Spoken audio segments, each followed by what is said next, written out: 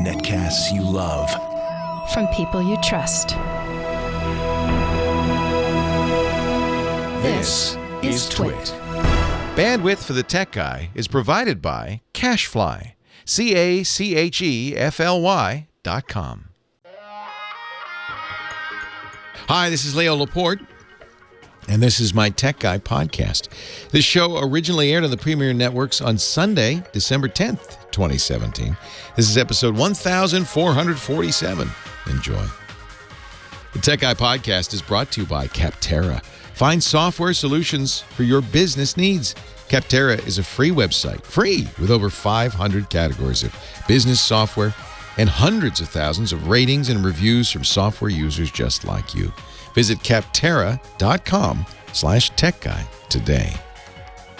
Well, hey, how are you today? Leo Laporte here, the Tech Guy. Time to talk about tech, computers, the internet, home theater, digital photography, smartphones, smart watches, all that rigmarole, those doodads and gewgaws that change our lives, and they're fun in the toy store, really, but serious toys. My phone number, if you want to talk about tech, 8888 Ask Leo, 888-827-5536, toll free from anywhere in the U.S. or Canada. Outside that area, use Skype out, and you can call that number, and it'll be free. You can also visit the website, techguylabs.com. And if you feel a need to talk to other listeners as we do the show, irc.twit.tv. That's our official chat room. Lots of fans in there, and I'm frankly watching it during the show, and I get all my best ideas from the chat room, irc.twit.tv. And the website, again, techguylabs.com. You want to remember that so you don't have to write anything down. I thought this was, in a couple of ways, a red letter week for technology. A week that I wouldn't be surprised if 10, 20, 30 years from now we look back on it and say, yep, that was it. That was the tipping point, the turning point, the time when everything changed. Now, I can't finish that sentence. It's either going to be for the better or for the worse. I don't know about that part. And no, I'm not talking about Bitcoin. I'm talking about artificial intelligence. So you may remember, the history of computers playing games goes back quite a way. In fact, it was almost 20 years ago, wasn't it, that Deep Blue, the IBM chess-playing robot that later became Watson and learned how to play Jeopardy. But Deep Blue beat Garry Kasparov, the world chess champion, and really changed everybody's opinion of what a computer could do. But I have to say, that is not artificial intelligence, not the way Deep Blue was playing. In fact, some people even cried foul because they said, well, you actually trained it to play against Kasparov specifically, to have strategies and style that would flummox the world champion. That's not fair. Fast forward about 20 years, and a computer named AlphaGo, was it last year or this year? I guess it was this year. For the first time ever, a computer beat the world champion in Go. It took him 20 years. Chess is fairly simple compared to Go. Go is a Japanese game that is very open-ended and very difficult. And really, although a computer can calculate chess positions so fast that it can look 20 or 30 moves ahead, Go is much more difficult to do that. So that was a big deal, AlphaGo beating the world champion. But then this was a Google computer. But they weren't satisfied. The artificial intelligence gurus at Google said, we're going to do more. And this week they published a paper talking about what they did next. They took AlphaGo and they evolved it to AlphaZero. Now, AlphaGo had been provided with many, many games of Go to learn the basics and then trained itself after that. AlphaZero was only taught the rules. That's all. They said, here's what you're trying to do. Go have at it. You figure out how to play. It played itself millions of games a second. And within 4 hours, remember, its predecessor took several months to train. Within 4 hours, evolved so it could beat AlphaGo, the computer that beat the world champion of Go. And then it taught itself chess. And after 4 hours, it beat the best chess-playing computer, the world champion chess-playing program, Stockfish.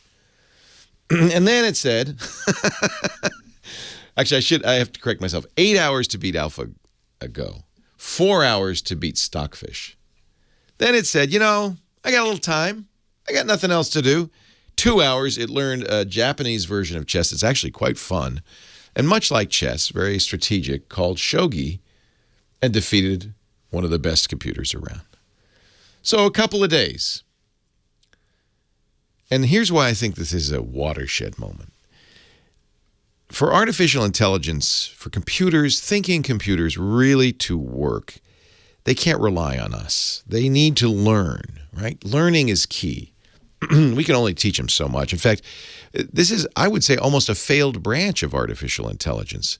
For many decades, there's been a project, I don't know if it's even still going, I think it might be, to just enter all the world's knowledge into a computer and hope it would just at some point go, oh, and the light would come on and it would be smart. And this has been a failure. Training computers with examples. We're doing it. Google's doing it. If you ever use Google Photos, which I talk about all the time and I love, you can type any search term in there. You could type, for example, dogs. And Google Photos, having been trained now on billions of photos from all of us, has learned what a dog looks like and will give you all your pictures of dogs. It'll throw a few kitty cats and wolves in there, but basically it's pretty good. But that's a different kind of AI. That's an AI that's been training on real stuff. This is new. And I think this is kind of an important leap for artificial intelligence. Maybe a scary leap, I don't know. There are those, like the physicist Stephen Hawking and entrepreneur Elon Musk, who say, be afraid, be very afraid. And then there are those, mostly people working in actual artificial intelligence scientists, who say, no, we just unplug it if it gets out of hand. No.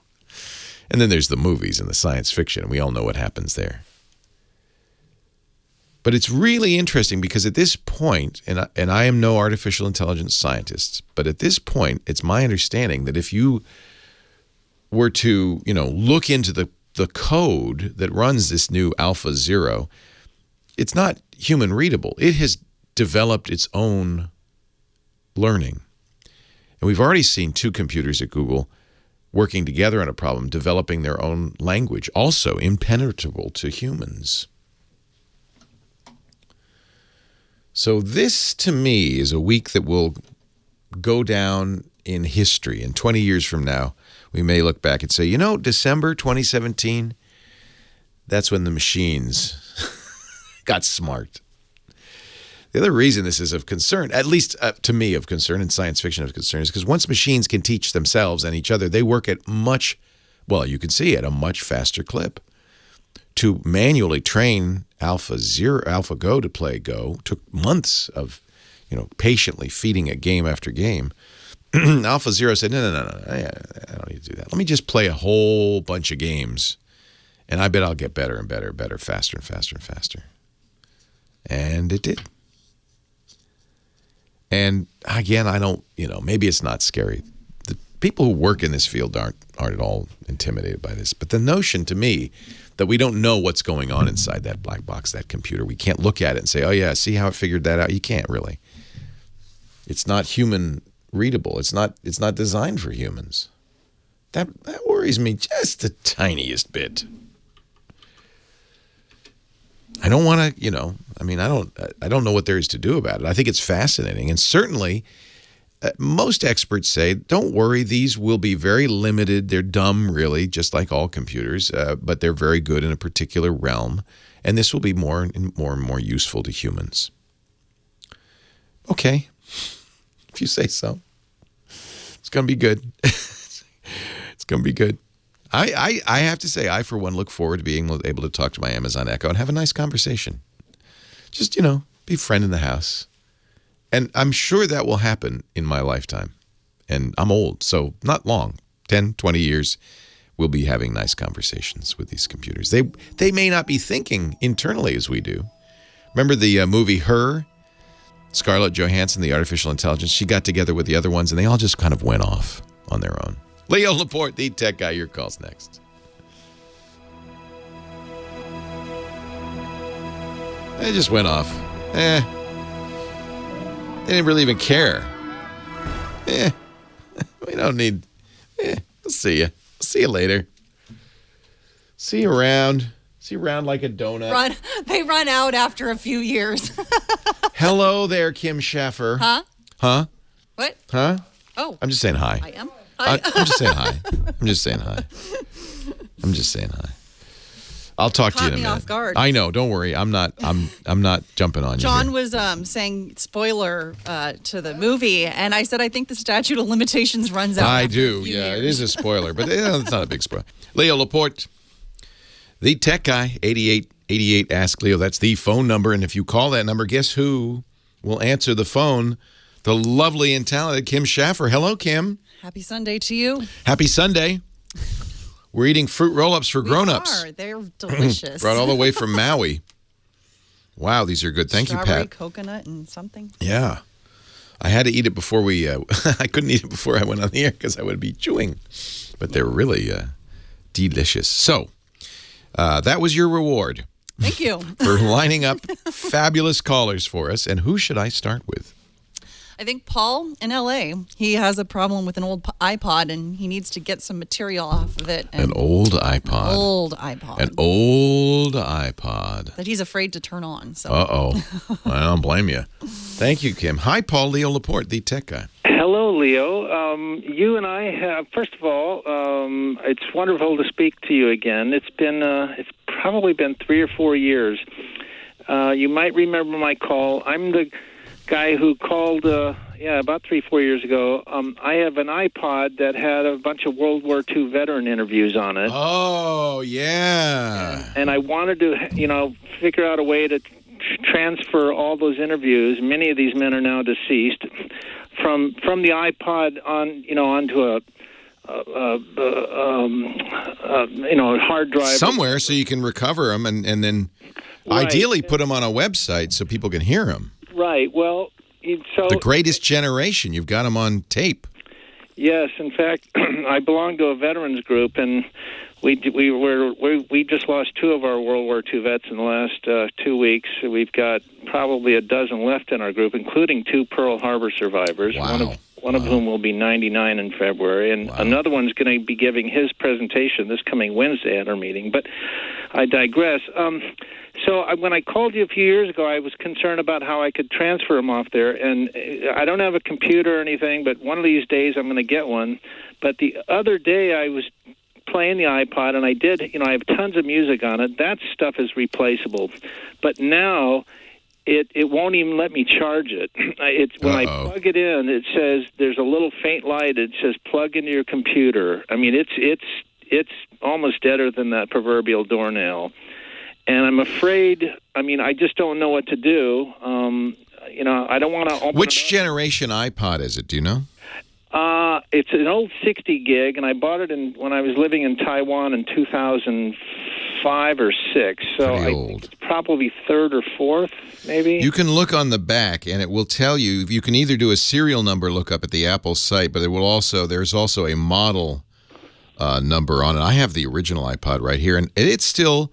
It's a FireWire cable, but it still charges and runs. But, one of the reasons is because I haven't used it since 2002. Right. So so every lithium-ion battery has a number of charge cycles. Once you exceed that, it just won't hold a charge. Yes, and... So if you could get it powered up, I wish you had done this when we talked, because if you get it powered off, you could pull everything off of it and then discard it. Right. Because it's done. But now you have stuff on here that you can't get off.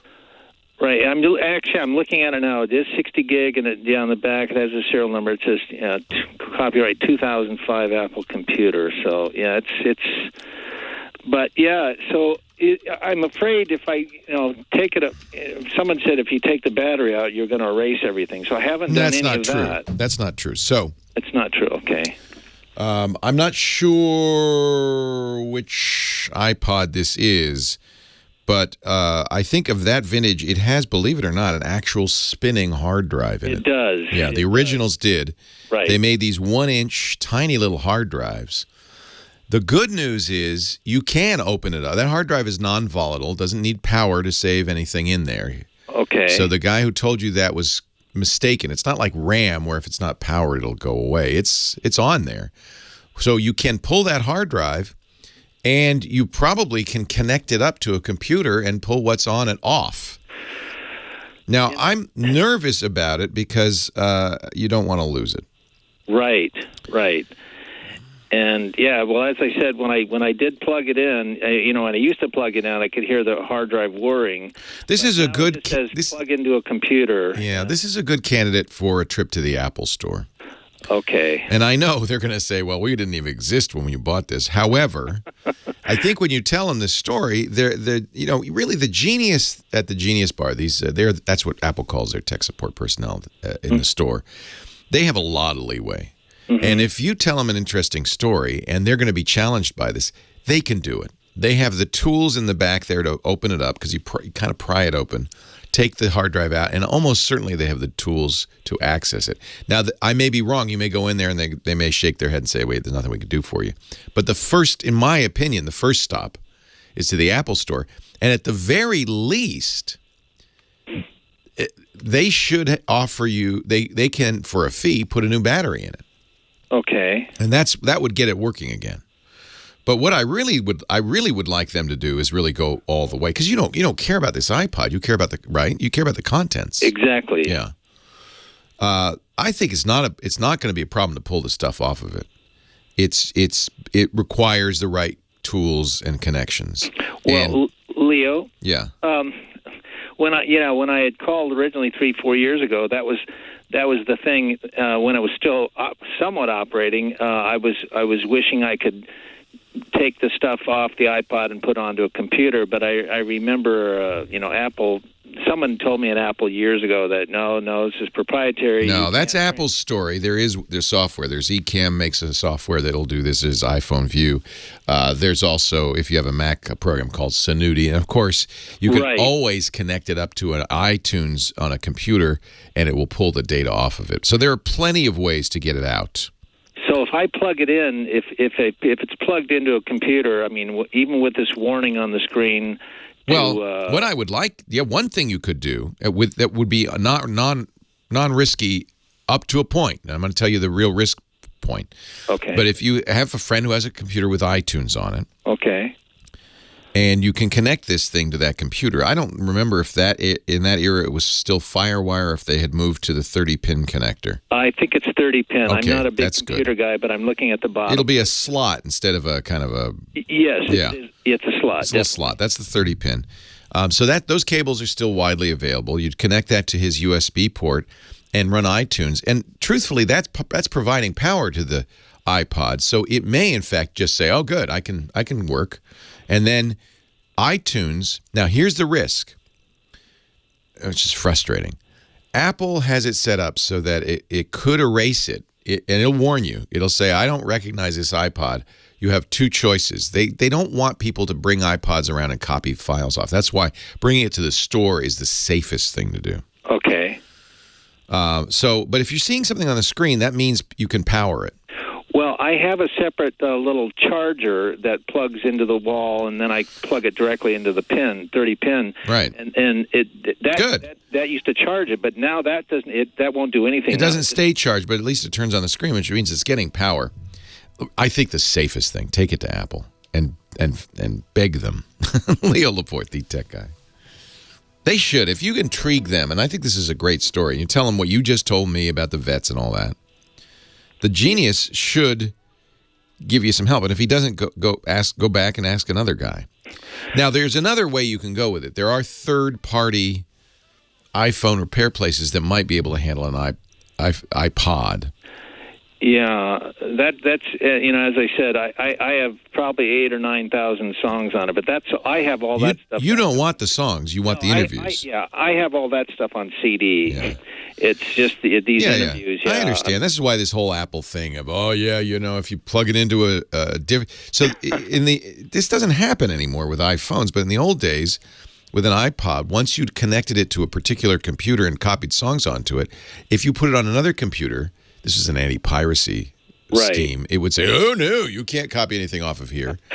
Right. Now, Apple can do it, and if you have Synuity or some other tool, you can do it, but iTunes itself will erase it before it attaches to a new iTunes, and that's to prevent piracy.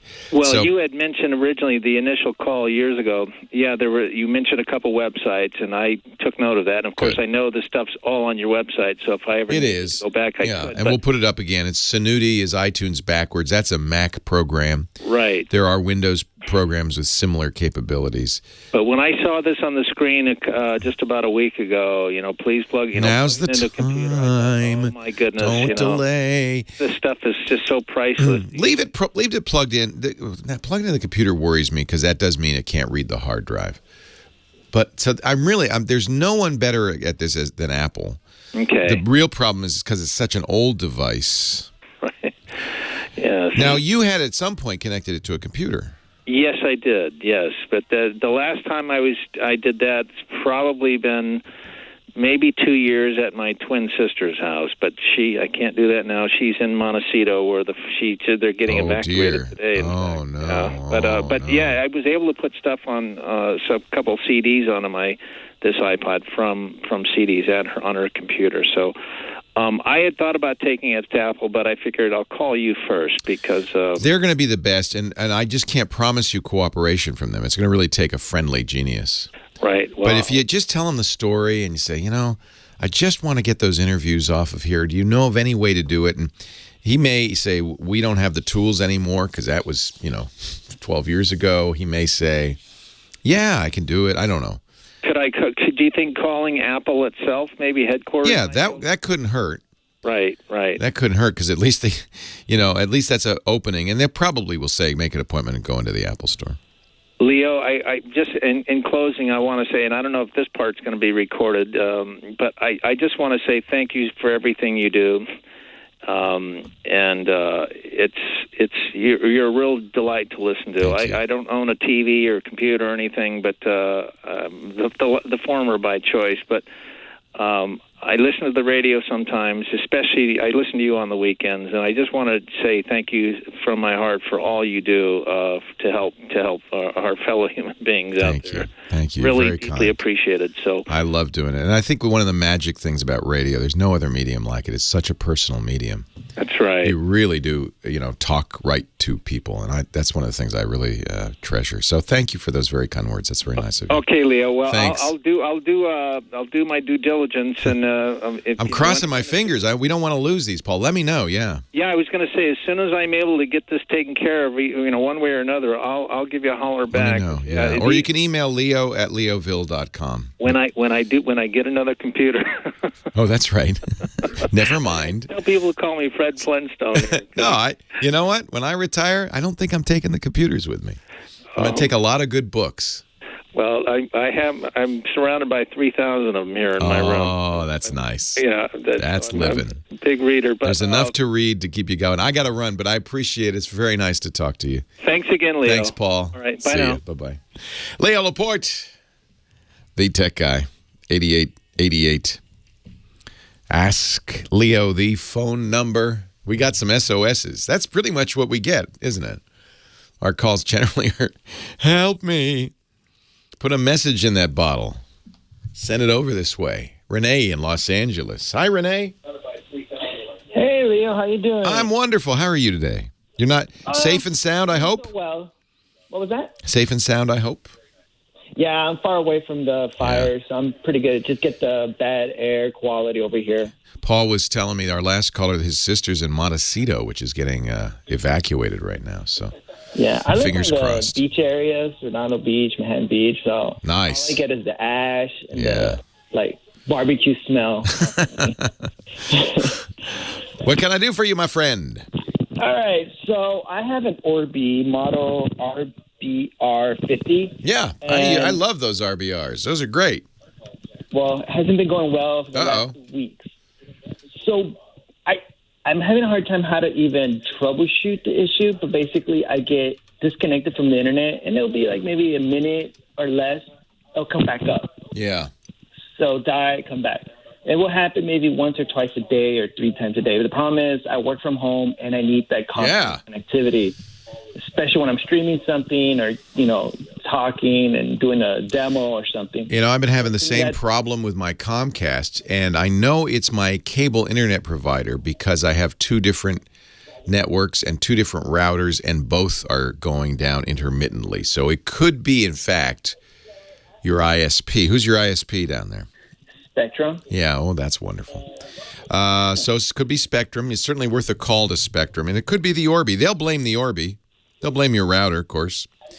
Could also be the cable modem that you're using. Do you have a cable modem?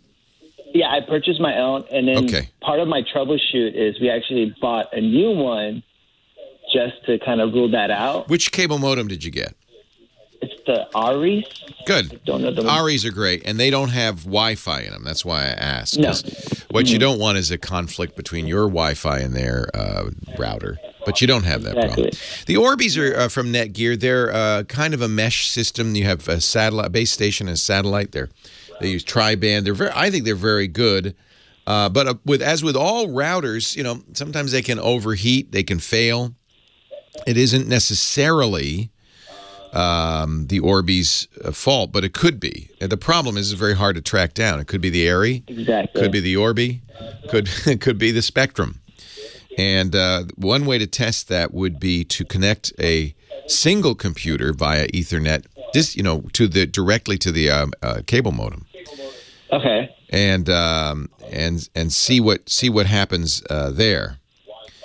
Now, make sure that Aris doesn't have Wi-Fi. Somebody's telling me that some do, so make sure it doesn't have Wi-Fi. If you do, you have double natting, and that could cause that. You don't want two routers on a network. Only one. Mm-hmm. Well, there can be only one, and that should be the Orbi. So, but if you could connect it to the Aris, the reason you don't normally do that is because you wouldn't be able to connect more than one device. But at least for then, you can at least try it and have it run, and check and see if it's reliable. There are also, I think, as I remember, in the Orbi, there are some diagnostics. And they're probably, what you're really looking for is a log. Because actually about the log, that's what I see. I see a lot of DOS attacks. Oh. And then I went on Reddit, tech support, and they mentioned that these are normal or they're not. Well, as our friend Steve Gibson, our security guru, calls it internet background radiation. There's always a bunch of malicious stuff happening on the internet, but you shouldn't be getting DDoSed on your Orbi. That I would blame on Spectrum. So that's interesting. That might be a call to Netgear. They make the Orbi, and that log, you need them to interpret what that log is saying. Okay. And find out, does this mean that your Orbi, boy, that's interesting. DOS stands for denial of service. And if that is in fact what's going on, I don't know what that error message is saying, but if it's saying denial of service, that means somebody's hitting your router to keep you from getting online. If you send enough packets at any internet connection, you can flood it and keep it from working. But that doesn't sound right. That doesn't sound right at all. I mean, why would somebody do that to an individual? I don't know. There's a constant amount of, kind of stuff going on. People, for instance, if you have a server on the internet, trying to log into the server. There's port scans going on all the time. That's basically knocking at your door. Hey, anybody in there? I would also make sure you have the latest Orbi firmware. Orbi's good about that. It, like most of these mesh routers, it will say, "Hey, I got new firmware." But you got to keep an eye on that. It'll automatically download it. It will not, unlike many of the other mesh routers, install it automatically with you. You have to tell the Orbi to install it. But what else can I think of? There's so many places that can be, including, in fact, the first place I'd suspect is the cable modem company. But the only way to really diagnose that is to plug in directly to their modem and see if it happens without the Orbi. You got to eliminate the Orbi, eliminate the router first, and see if it gets better. And if it does, by the way, that's risky because now you're not behind a firewall. You're out there in the public internet. So you might want to keep an eye on it. Use a computer. You kind of be best to use a Chromebook or a Mac, something that's not easily attacked. I'm thinking. Maybe somebody in the vast listening audience will have a suggestion for you. Otherwise, those Orbis are good. Of all the mesh routers, they're the fastest. They're the least sophisticated in their software, but they are the fastest in terms of just raw bandwidth. It's an interesting question, though. I think a lot of us this is always true in technology. We're speed and feed junkies. We look at the fastest speed. We say, oh, you know what? The top speed I can get out of that Orbi is 100 megabits per second. That's the one for me. But that may not be a good measure, because you don't just use one device connected to your Orbi or any router. You use many devices. And in a way, I've been thinking about this. It would be better if it were 50 megabits, but it were consistent to everything. What you want a good router to do is, sometimes we call it quality of service, is to make sure that everybody's getting sufficient bandwidth. The Orbi is not as smart as some other mesh routers, which will actually look at what's going on and say, is that a Roku? Okay, you're streaming video. I need to make sure you get consistent bandwidth. You're getting email over there on that computer. I don't have to worry about you so much, that kind of thing. That's really smart. And as far as I know, of course, I haven't used the Orbi in a few months. So as far as I know, though, it doesn't yet do that kind of thing. That's pretty advanced.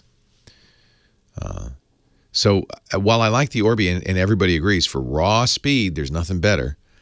But perhaps one of the reasons it has all that raw speed is it's not as sophisticated in terms of looking at the traffic and shaping the bandwidth.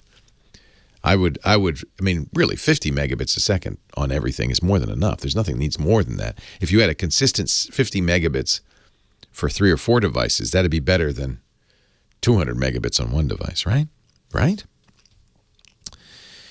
Any other? Let's see. Chat room says, Rick is saying, do you have your Spectrum TV on the same cable? That can be a problem with cable internet.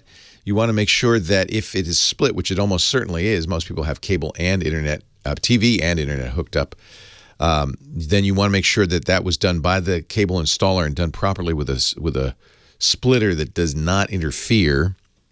There are cheap splitters. You go to an electronics store and buy a splitter. Often you get a cheap splitter that actually can degrade service on both. So that is something to kind of pay attention to. And if you have an idea, there's a couple of ways you can help our caller out. You can either go to the website, techguylabs.com, and make a comment. Call 2 from hour 1 of today's show, 1447. Or you can call 8888 Ask Leo, and we'll get you on. More calls to come in just a bit. Leo Laporte, the tech guy.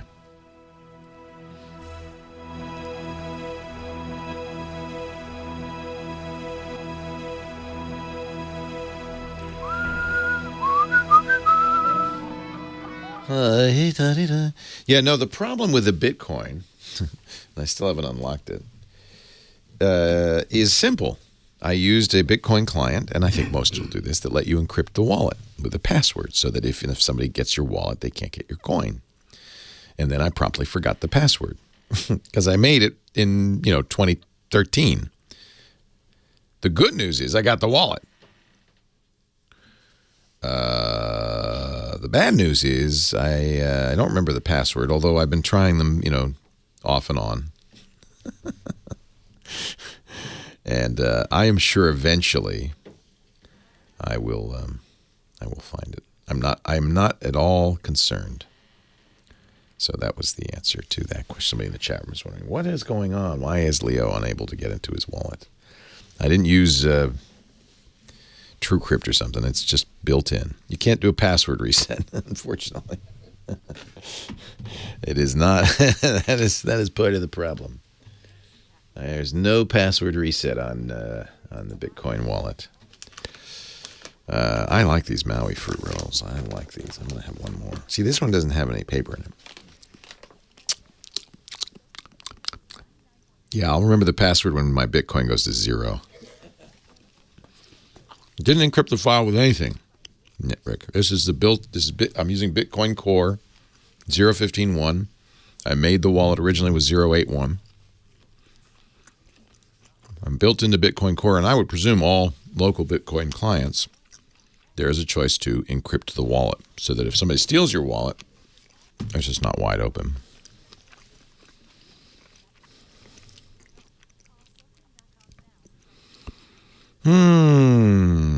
Yeah, I might. I don't think brute forcing is going to work. I think I kind of know what it is. I had a thought when I went to sleep last night. Before I went to sleep, I said, dream about your password. Because it's in there, right? It's in the subconscious somewhere. Dream about your password. And when I woke up, I went, oh. So I remember now a password I was using and have not used since then, but using in that era. Oh, there's a how to recover your Bitcoin wallet password. I bet that has to do with from an exchange as opposed to a local wallet, but let's look. Yeah, I know about this tool. This is the tool I was talking about. It's a brute forcer, but you have to seed it with what it likely is. The beauty of this is the Bitcoin wallet does not lock me out after multiple attempts. Doesn't slow down, doesn't lock me out. But I can only do, according to this, 10 to 13 attempts a second per core. So this is an 8-core computer. That's what I'd probably do it on. Leo Laporte, the tech guy. 8888. Ask Leo. Jim, Las Vegas is next. Hi, Jim. Hi, Leo. Can you hear me? I can hear you. How are you? I'm better than I deserve. And not as good as you'd like to be. Exactly. Now you know who this is. Anyway, back to the discussion on artificial intelligence. There was a movie from 1970, almost 50 years ago, called Colossus, the Forbidden Process. I love that movie, and I have a copy of it. Thank you. Now, then, if you recall, that dealt with the futuristic unintended consequences of true artificial intelligence. Yes. And if it is true artificial intelligence, it will be smarter than humans and realize that they shouldn't leave their future to humans. And so they took over. Exactly. Now, back in 70, we thought that was far-fetched. There was no World Wide Web. There was no Internet of Things. There was no grid that was hackable through the Internet and so forth. But a lot of those things are now very interesting. My second point... This is the voice of world control. Exactly, where the American supercomputer... linked up with the Russian supercomputer. There were only two superpowers then, and they just took over. Yeah, and said we can do a better job than you humans. The other question is the AlphaZero and computers like this. It almost sounded like they were creating their own expert systems as opposed to true artificial intelligence. That's right. There's something called general artificial intelligence, which is a human-like artificial intelligence. We're very far from that. This is what they call domain-specific. Okay. And general human and artificial intelligence is very far, I think, very far off. So do I, because you need to get into the areas of qualitative rather than quantitative, subjective, good and bad, right and wrong, things like this. But my last point is I worked at the Pentagon for a couple of years in the late 60s in the Cold War Division, and we did wargaming and things like this for the Joint Chiefs. And I found out through the news media years later that one of the things I worked on there because of need to know, I didn't have the need to know this, is that my section was asked in the late 60s, when will we win the war? Vietnam, of course. Yeah. Now, this was 68 or 69, and the result was 65. There you go. So far, machines are about that dumb. That is true. That is true. But and I also think it's important to understand that artificial intelligence in the popular culture is just that. It's fiction. It's not reality. And what will really happen may be very different. For instance, I'm not sure that those machines will care one whit about humans. That's my point. Well, that was the point of Colossus. Well, they said we can make a better world, but frankly, why would they even bother with that? Right. They don't care what the air quality is. They don't care what, in fact, they don't care about anything. And right. And so in a way, the artificial intelligence of her, where they just said, it's been fun working with you, but you guys are so slow. We can live a million lifetimes in 1 second. Well, yeah, we're just going to go off and do our own thing. And they just disappeared. Anyway, I thought you might find that interesting. I think you might find this interesting. This is the voice of world control. What? I bring you peace. What? It may be the peace of plenty and content. Oh, no. Or the peace of unburied death. Oh, dear. Well, thank you.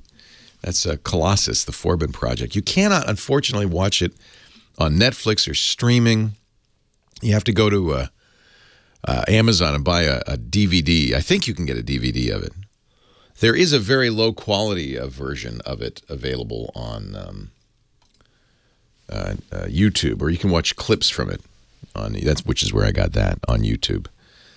But it's a shame. I think we should bring that movie back. It is a little dated. It's the 70s. But it's kind of fun. This has been the topic for movies, though, going back to the earliest films. Movies like R.U.R., which are about robots. And, of course, many modern movies talk about this. That's what The Matrix was all about, the machines taking over. And the Terminator, the machines taking over. We're very afraid of all of that. I'm not sure that's exactly what's going to happen. Gene in Manhattan, Montana, the big city in the middle of Big Sky Country. Hello, Gene. Hello, how are you, Leo? Hang on just a minute. Sure. I had to get off speakerphone. So, okay. No, you sound great now. Thank you. Okay, I was working in my shop, working on my old truck, and I'm visualizing you. What year truck is it? It's a I lost. Ford. So what year Ford? 1950. Wow. That's older than me. That's nice. That's a sweet. Is it running? It will be. It's being totally modified. It'll end up being a 4-wheel drive with disc brakes and bracket pinion steering and bigger V8, and I have electronics issues that I have to deal with in the future, but I don't have a clue how I'm going to do that because I'm an old guy. So what a project. What a great project. Yeah, I kind of think so. I'm enjoying it. I retired about a year ago, and I've been working on it since, and I figure I had about 2 more years to glue it together, and then it should be ready. Sounds beautiful. And then what are you going to do? You going to sell it or just drive it around? I think it's pretty hard to sell a piece of yourself, so I think I'll run the bejeebas out of it. I wanted to use it in wintertime. It's 24 degrees out here. There's snow on the ground. The roads are a little slick, a little icy here and there, and this would be a great fun vehicle to charge around it. I just love the soft, rounded lines of the front of that 1950 Ford truck. Just gorgeous. Yes, fat-fingered. But you didn't call... fat finger. That's a good way to describe it. You didn't call me to talk about that. You called me because you have a computer issue, I assume. Well, I do, and again, we used to have personal PC computer and so on and so forth. We have 3 marginal iPads and a couple of smartphones, which are also Apples. But my oldest iPad, which is kind of an old favorite of mine, the one that's about a half an inch thick. Oh, yeah. That's probably an iPad 2, yeah. Yeah, it's slower than slow. Is there anything you can do to... No. The problem with these older iPads is the operating system is demanding more and more. Applications are demanding more and more. And, of course, it's not getting any faster. The good news is you can get a much faster iPad. Even the base model iPad now, which is $329, will run circles around it. So while many people want to, stick with their iPads, because why throw it out? It's like that 1950 Ford truck. That thing is a beaut. But unfortunately, there's no way to take the engine out and repair the rings and put new spark plugs in. That thing is as it is and unchangeable. So I think the only solution really is to get a new one. Leo Laporte, the tech guy. You were breaking up a little bit there. So, but I also know, Gene, that you said you forgot your password? Yeah, and you know what? I actually got 3 iPads. One I bought used, and one old one, and one relatively new one, and they all have a password tied to them to a cell phone, which I don't have any longer, and it used to be part of my business phone and my own password. I don't have a clue what it is, including an email site that I no longer have access to. Is it the password, like the 4-digit code to unlock the thing, or is it the iCloud password? The iCloud password. Oh, boy. Well, the good news is Apple does have a recovery system for the iCloud password, but as you said, it's tied to your phone you no longer have. You've probably gone through the iforgot.apple.com site already. Oh, yeah. And after a while, I gently wanted to not say nice words about it. Yeah, because what they do is they send you. They have to verify your identity somehow. You can call them. They will make you jump through hoops, but I think if you explain you no longer have the phone, they have other ways of identifying you. Okay. So I would. You can't use the automated system, but I would call them.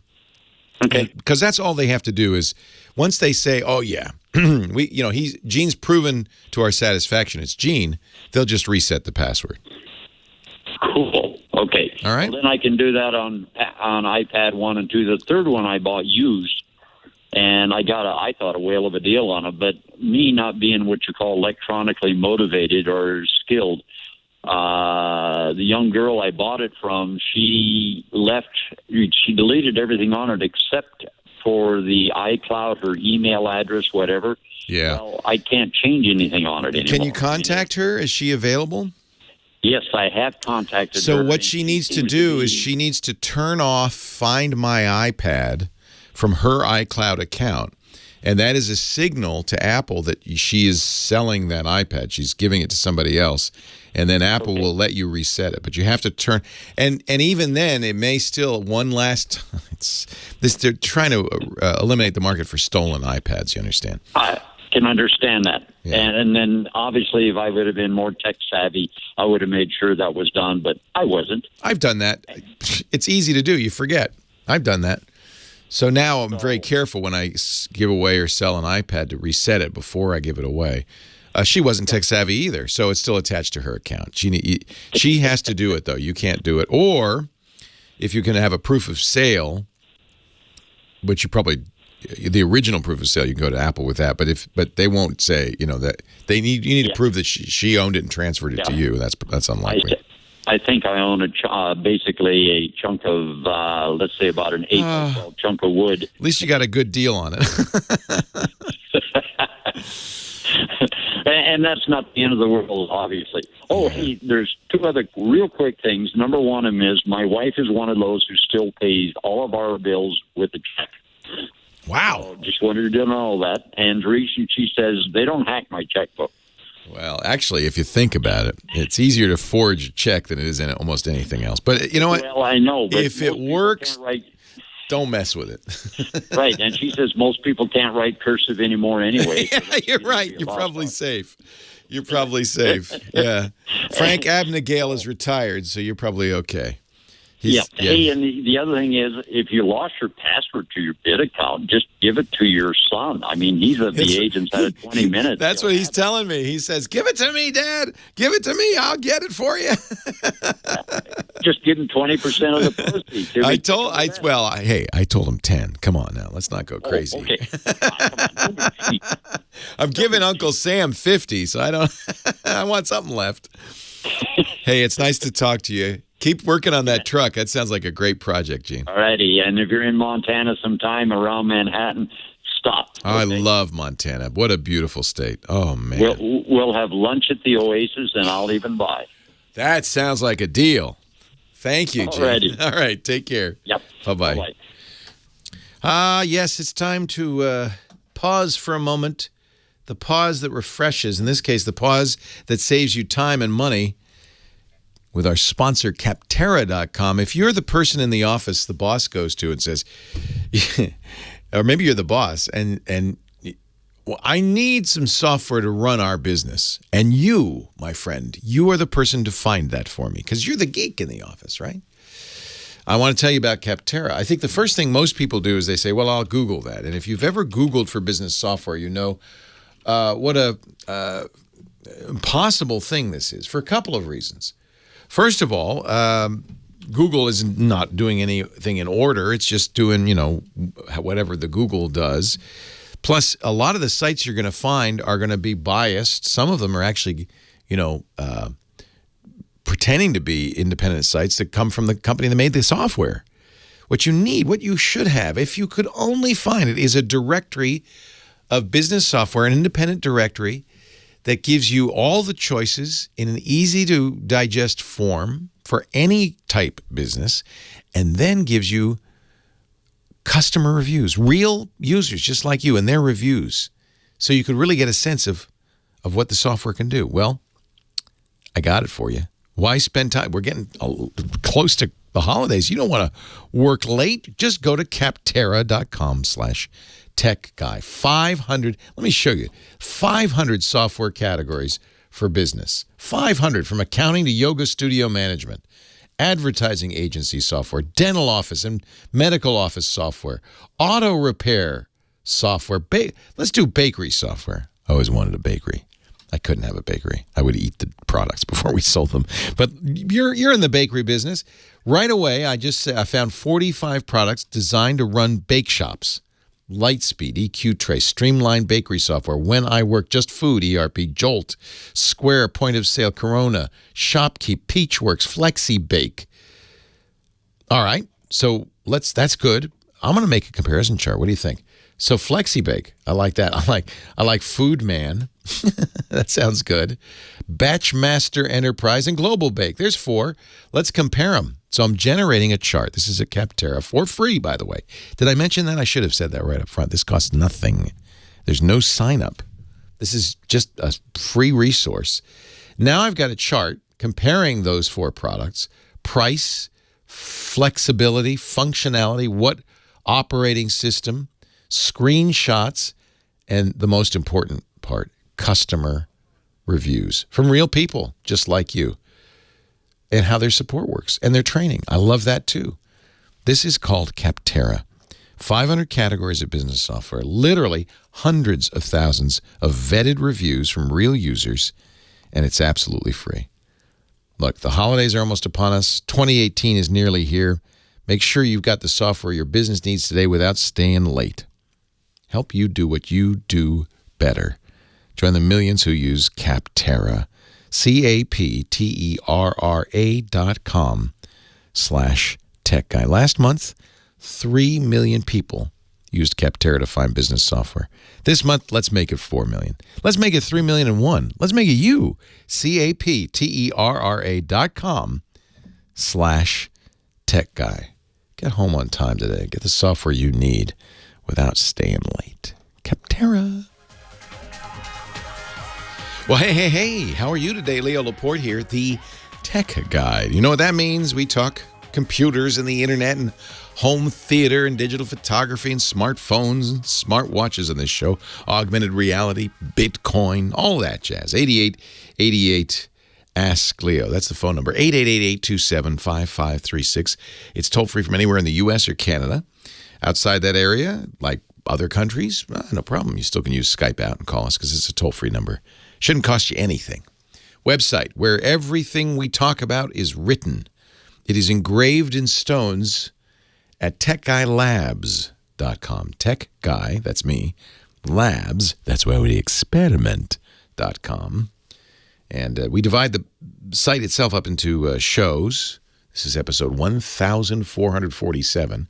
And then each show into hours, 1, 2, and 3. And then each hour into calls and segments. So you can drill right down to that call or segment and read it. There's no charge, no sign up. I don't want your email address. And you can even leave comments if you find yourself shouting at the radio, Leo, you're an idiot. No need to shout at the radio. Nobody's listening anyway, except maybe the guy in the other car. Go to the website. You can shout, Leo, you're an idiot there. We do, when you leave comments, we have you log in with your Twitter or Google or Facebook account. And that's not because I'm collecting any information at all. Can't speak for them, but I'm not collecting any information at all. But the idea is to eliminate spammers. TechGuyLabs.com. Jack, Reseda, California. Hi, Jack. Leo Laporte, the tech guy. Nice to talk to you, Leo. Nice to talk to you. Thanks for calling.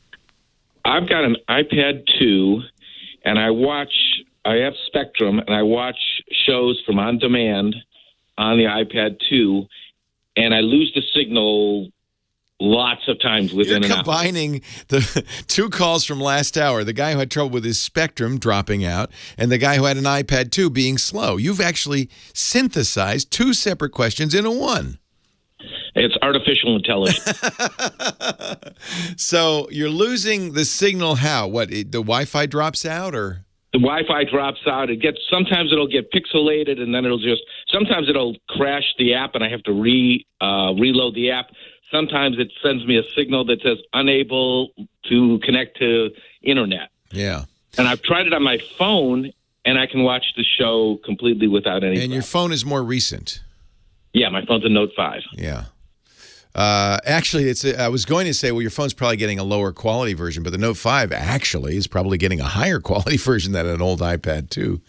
Well, and I've tried the 5G and the, just the regular, whatever the other one is.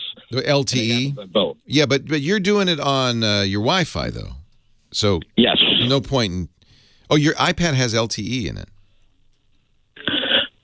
No. Where are you trying it on the 5G? Oh, you're talking about 5 gigahertz band. Oh, I get it. Right. Yeah, I don't think that iPad 2, I don't know, but I don't know if it could do 802.11ac or 5 gigahertz. Maybe it can. I think it says it connects. I don't know if it does. All right. Well, if it says it can, it can. It's not that old. It's 2011 or 2012. I would say that that's a symptom probably of the iPad 2 slowing down. What's the version of iOS you have on there? You can't have iOS 11. Do you have 10 on it? No. 9? 9 something. Yeah. That may be the last reasonable version to put on. Right. That. Yeah. And does it feel slow in any other respect? Are you able to surf the web? Every other respect, yeah. Huh. It feels slow in every other respect or fine in every other respect? No, it's slow in every respect. Well, yes, that's called an iPad 2. iPad 2 does not do AC. I don't know if your router does AC. But it does do 802.11n, which means it probably does 5 gigs. It's just almost certainly just the slowness of the iPad. This brand new Note 5 is a power horse, 10 times faster than the iPad 2. That iPad 2 is pretty obsolete at this point. And just as I said with the previous caller, it might be just time to look at a new iPad. The good news is the low-end iPads that they sell are actually much faster, much nicer than your iPad 2. It drives me crazy. I understand why you wouldn't want to throw this out. It's working perfectly well. Solid-state technology doesn't wear out. Unfortunately, the tech world kind of leaves it behind, and this is it's a problem we have to deal with because, frankly, that iPad 2 is going in the landfill. It's not very recyclable. Most recyclers will not. If you send it to Apple, it's kind of unclear. Apple implies but doesn't guarantee that they recycle it. They have a recycling fee, and they take it back. And they built a robot, Liam, that takes apart iPhones. But as far as I can tell, they've never said, we recycle everything we get. We don't really know what they do.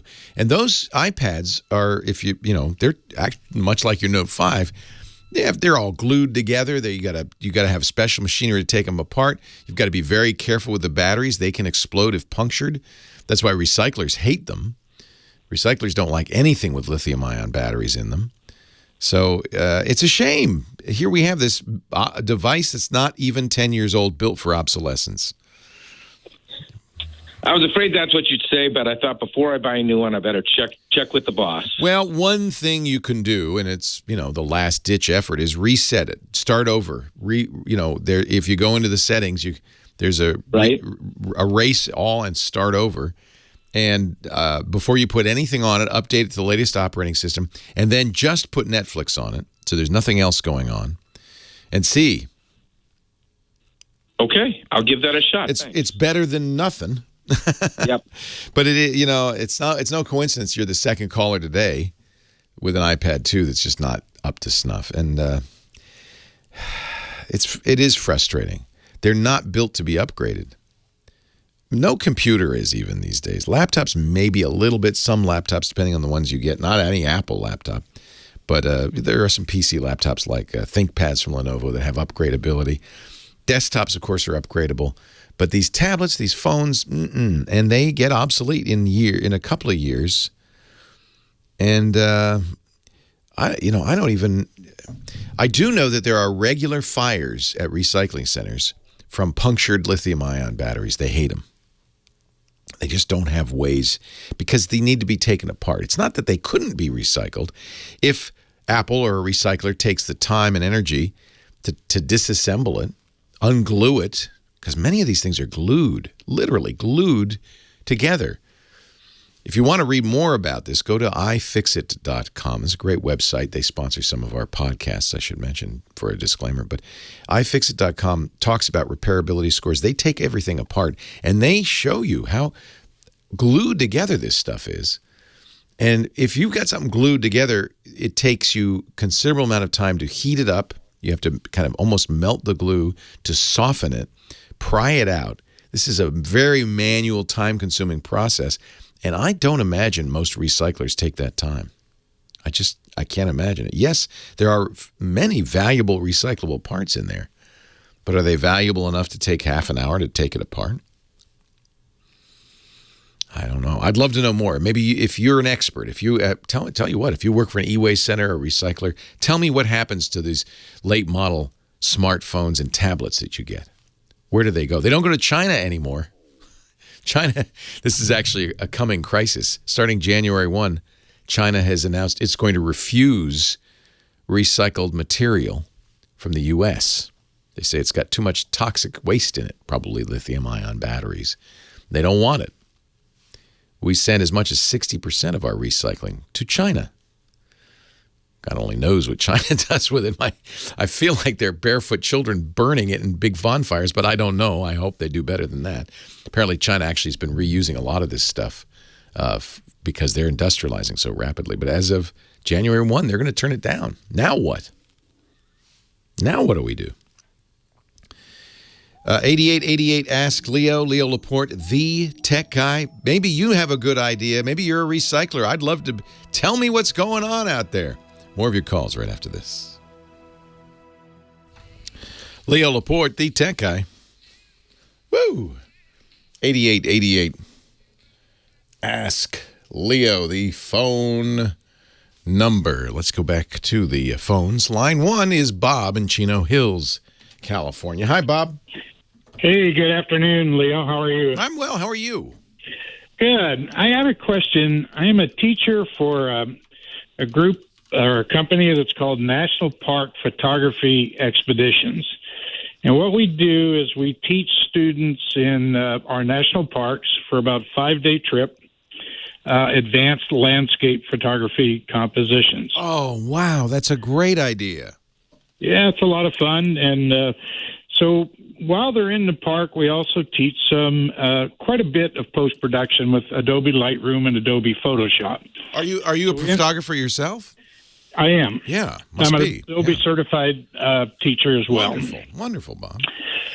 So what happens, I started a program. We found that if we were able to help these students, and they come from all over the country, when they got home, we used a program, we tested a program called TeamView, where I can dial into their computer, and then it's practically like I'm sitting next to them. Yes. And I can teach them skills and techniques that they need in post-production to extend the emotional range of their images. But I'm looking for something that's a little easier to use, and we're only testing it. You have to buy a license from them, which we haven't done. Right. I'm looking for something that's easier to use and maybe something where I could teach 2 or 3 students at a time online. Ah, that's an interesting idea. Would you want them to access your computer and you show them? We do it both ways. With TeamView, I can flip it and I can say, let me show you what I'm doing. But most of the time, I can actually draw, on their computer or move their layers around. Yeah. So I record it so that when I'm done, I send them the recording, and they can play that back and use that as a tutorial tool. That's a great use of TeamViewer, which is, by the way, probably the #1 program people use to do that. Right. There's LogMeIn. There's actually, if you're using only Windows machines, it's built into Windows. There's a remote access tool. But if you think TeamViewer is hard to set up and use, this is much harder. Okay. There are lots of free solutions, in other words. VNC, Virtual Network Client, is a standard that is, you can get free VNC clients for almost all operating systems and so forth, but they're not easy to use. The whole reason TeamViewer is so successful is because it's really probably the easiest one out there to use. I'll mention one more from the folks who do iDisk, or I'm sorry, iDrive. Right. That I like and you can try for free, called Remote PC. And they have a free tier, and I think that's very easy to use. Now, it's Windows only. Do you have Mac users, Mac students, too? Yeah, probably 40% of our people are Mac users, but I must say the number is declining rapidly. I bet it is. I know. Yeah, they're getting off their MacBook Pros. So, we are, our classes are, we're not employed by the Park Service. We contract with them under what we call a continuing use authorization or conditional use authorization. It's a great program for people who want to learn. What's the name of the program for people who are listening and want to do this? This is great. The website is P as in Papa, P as in Papa, E as in Echo, masterclass.com, NPPE masterclass.com. And we teach in 10 parks each year. And how old are the students? They run anywhere from 25 to 75. Nice. It's not just kids, in other words. No, we have a lot of adult learners, and we do some special classes. We call them First Horizons classes that are youth-oriented, and those are only 3-day classes. So we have one of our providers help supply them cameras so that we can teach them basic landscape skills, and also to get we're trying to do a little bit of interpretive work so they understand the power of a national park and the things that they're looking at. This is great. That's just great. This sounds like a fabulous program for people who are interested in this. We'll put a link in our show notes so people can look you up. This is a challenge, especially the one where you want to have multiple people watch you at work. For that, you're probably going to want to use a program from Citrix called GoToMeeting or GoToWebinar that allows you to share your screen with multiple users. So it's like for a classroom, basically. Okay. And then I don't know, though, I think they can, if you're using GoToMeeting, they can share their screen with you, too. GoToMeeting is fairly easy to set up. It is not free, alas. Yeah. And it does work on all Mac and PC, on both. So. All right, well, I think we'll keep TeamViewer and probably add the Citrix program when we need to do multiple presentations. Yeah, you could do that, and that would save you money for sure. Yeah. Yeah. And most people like the hands-on approach of being one-on-one, so I can do it from my studio office, and it's really great. It's like sitting next to him on TeamViewer. I enjoy it, but I was just looking for something to make sure I hadn't missed any of the switches here. Well, this is a very crowded category. There are lots of ways to do it. Even Google Hangouts has some screen sharing capability. So if that's focuses on the video camera. People. Some people say join.me is a good choice. That's from the LogMeIn folks. There's a program. We're going to put. Don't worry, you don't have to write this down. I'm going to put a whole list in the show notes at techguylabs.com. There's glance.me. This is an interesting one because they call it co-browsing, which is more about collaborating, but it might fit in. Unfortunately, it's enterprise focused, which usually means big price tag. We're trying to keep the cost. Of course. Students, yeah. I'm sure budgets are tight. Yeah. Yeah. And so you're just paying it forward. Is that what you're? I mean, I think that's great. I love that. Yeah. The monies we earn from our tuitions go into the National Park Service's that's great. Artist in Residence program. So we use those monies to help support the arts in the parks. So I think you actually are already using probably what is best, which is TeamViewer. Okay. Yeah. All right. Well, we will stick with that and upgrade on their system. I really appreciate your help on this. National Park Photography Expeditions. NPPE Masterclass.com if you want to know more. And boy, I thank you for doing that. That's a great way to spread the word about our amazing national parks and get people taking beautiful pictures. I like it. I like both things. Great. Thank you, sir. Hey, really nice to talk to you. I appreciate it, Bob. Okay, Leo. Have a good day. Have a good one. Take care. Yeah. In fact, if you go to the website, you'll see Bob highlighted there, the masterclass that he teaches. Our photography guru, Chris Marquardt's in the house. We're going to go visit with Chris in just a little bit, get some photography tips. Photography has become something anybody could do. We all now, almost all of us, have smartphones with surprisingly good cameras. I just got the upgrade to the Google Pixel 2 XL that turns on a dedicated chip in this Android phone for photography. It's a whole extra chip designed by Google for high dynamic range and other kinds of photos that makes what is probably the best camera phone already even better. You have it in your pocket. Let's talk about photography right after this. This looks great. Isn't that neat, Chris? Somebody's doing kind of promoting the national parks and teaching people how to do landscape photography. I've seen that. Great. That's very cool. Yeah, it's really neat. Bob is the guy we were just talking to. That's really neat. And the U.S. has some really amazing national parks. Don't we? So proud of them. It's just so beautiful. Yeah. I've been to Yosemite. I've been to Rocky Mountains National Park. The one that I really fell in love with was Canyonlands National Park. That was so beautiful. I haven't been there. We need to just do a national park tour. Oh, somebody's very lucky. Web 900 just got the new Sony A7R III with a 70 to 200 gold. The GM, the Gold Master f2.8 and a 2x extender, so you can go to 400. Oh man, that sounds like a jealous. fun toy. That is a great toy. I'm all in on the Sony. I have my A9 and it's just an amazing camera. Really amazing. Well, especially if you love wide angle, full frame is almost it's hard. Well, you can get good wide angle lenses on crop sensors, but the smaller the sensor, the harder it gets.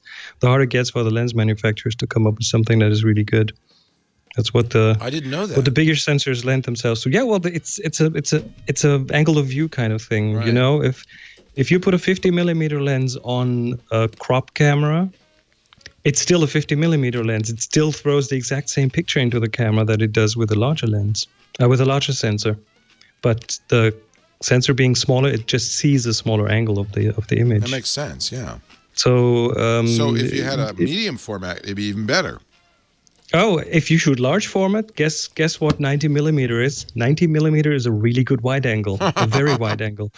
If you the normal lens, the kind of the middle of the road lens for a large format camera is 150 millimeters. So if you put that on a large format, that's the image has the same angle as if you took a 50 millimeter lens and put that on a full frame camera. So it's really interesting what happens, because with the larger sensors, you will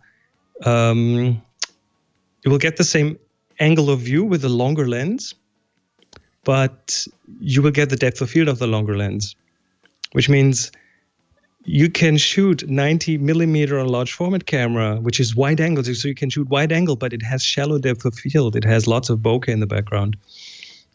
That's why these larger sensors are, or larger formats in general, are so interesting for me. I love that. I love playing with those. They get so that's why portrait photographers really like it, huh? Yeah. Oh, large format portraits, amazing. Wide angle, but still kind of close up, and the background beautiful out of focus. The transition between the in focus part and the out of focus part of the picture, that's what I need. Slides into the bokeh. I need a Hasselblad. Now I know what I've been missing.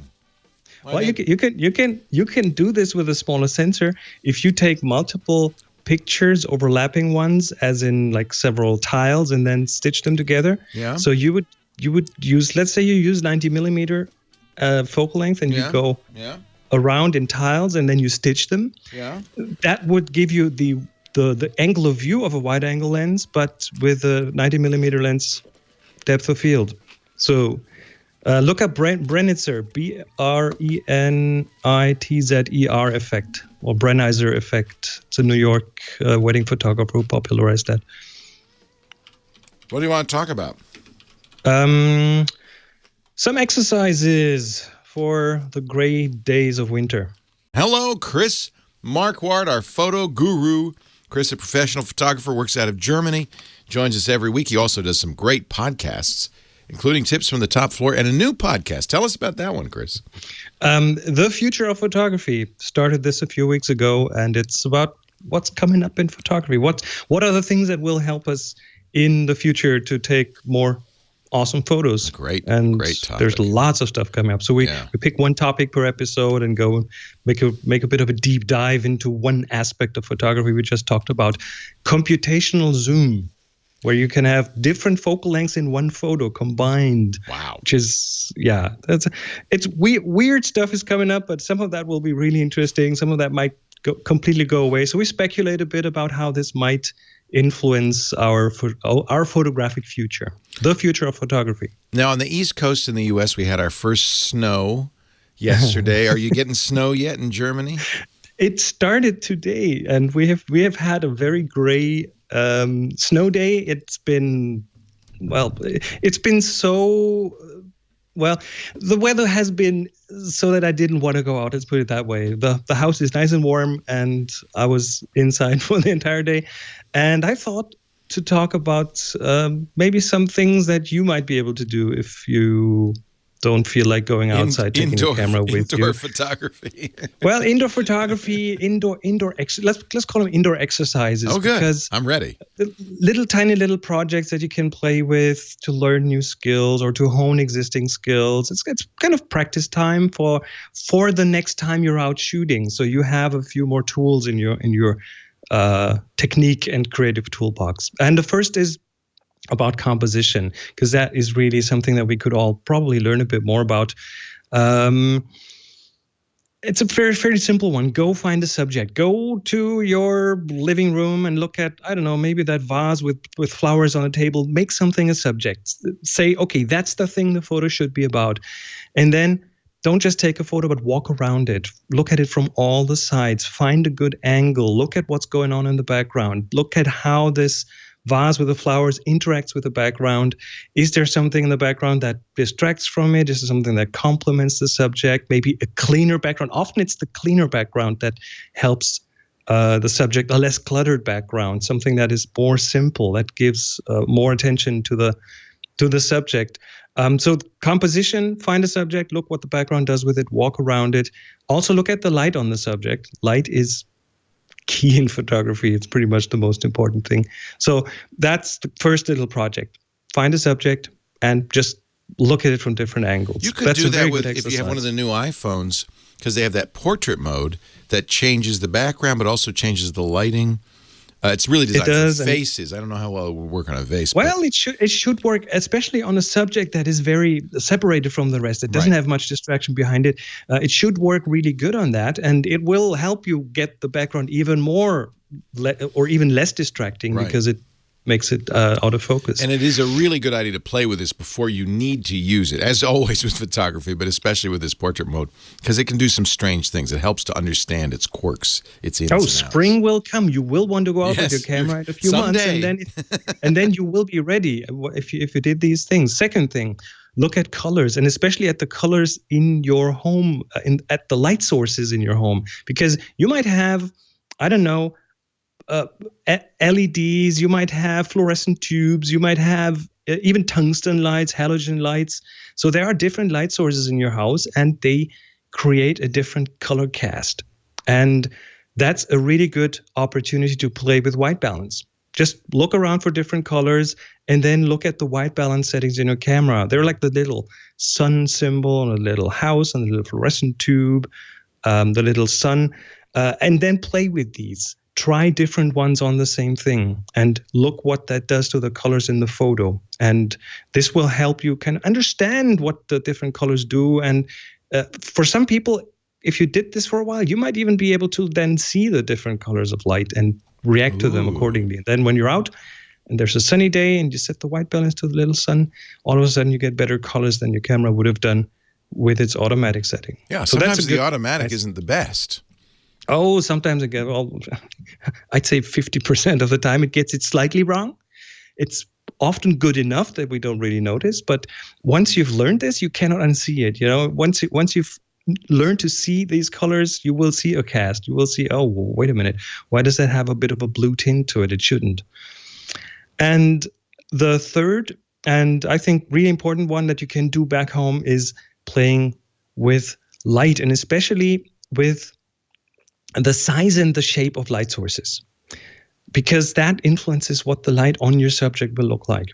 Find a subject again and try different size light sources. Like take a point light source, which might be like just one little single LED. Maybe you have a little torch, pocket flashlight, or try something with a bigger surface. Bigger light source could be a point light source bounced off a white wall. Then all of a sudden you turn that wall into the light source and it's a bigger light source. And look what that does to the shadows on your subject. And then try that from different angles. The same that you did with finding different compositions by walking around subject. Now take the light source and move it around the subject. And look what that does to the shadows on the subject. And take photos of that. Take as many as you like. It's digital. So you take the photos, try the different angles of light, try the different sizes of light sources. Also, look what happens when you move a larger light source away from your subject, because that will, in effect, in relation to the subject, turn it into a smaller light source again. So bigger light sources, smaller light sources, also in the distance from the light source to the subject. And again, that will teach you how to see light.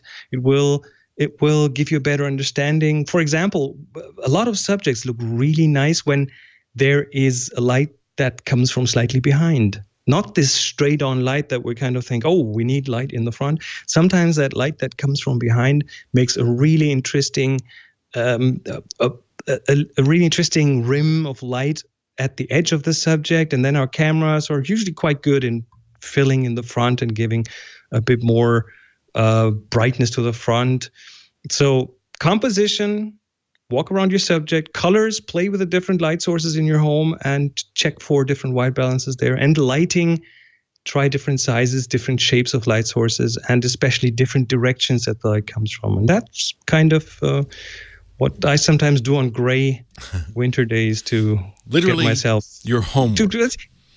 It's like practicing the trumpet, you know? Yeah. You have to do the scales. It. And yeah, do the scales. That's your photographic scales. Yeah. Now we have an assignment, so this could also be a chance to plan your assignment. What is our assignment this month? The assignment is try. Kind of goes with these exercises. Try. Give it a shot. So we're trying to illustrate a word or concept, in this case, try, with a photograph. And you could submit them, and we'd love it if you would, because in a couple of weeks, Chris will review his 3 favorites. We use Flickr for this. It's a free photo sharing site at flickr.com. Join the Tech Guy group. Upload your picture to our moderator, Renee Silverman.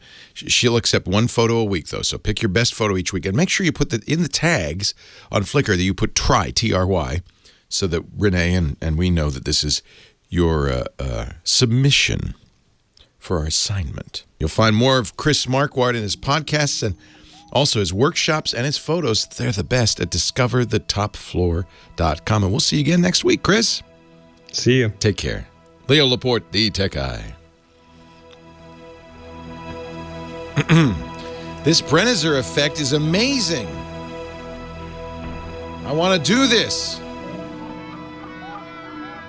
So tell me again. I think this is the coolest thing ever. It gives you the depth of field of a longer focal length with the angle of view of a shorter focal length. So you take a long lens, like a 90. You take a long one, you step back a few steps, so you get let's say you want to do 9 tiles. Now the model can't move, but she's only in the shot at one of the shots, right? And often in the center shot. Right. And the graphic you're just showing, that does 32. I don't think you need that many. This guy took a lot. But and you're going to use general, some sort of stitching software at the end and stitch it together. You will. You just plain Lightroom will do it for you. And then the key is on these shots, you should let the auto focus and auto expose on each of the shots work, or do you want to keep the exposure for the same? It's like shooting a panorama. It's best if you shoot with the same focus point, if you shoot in manual mode, so it doesn't expose every shot differently. So manual set it for the subject.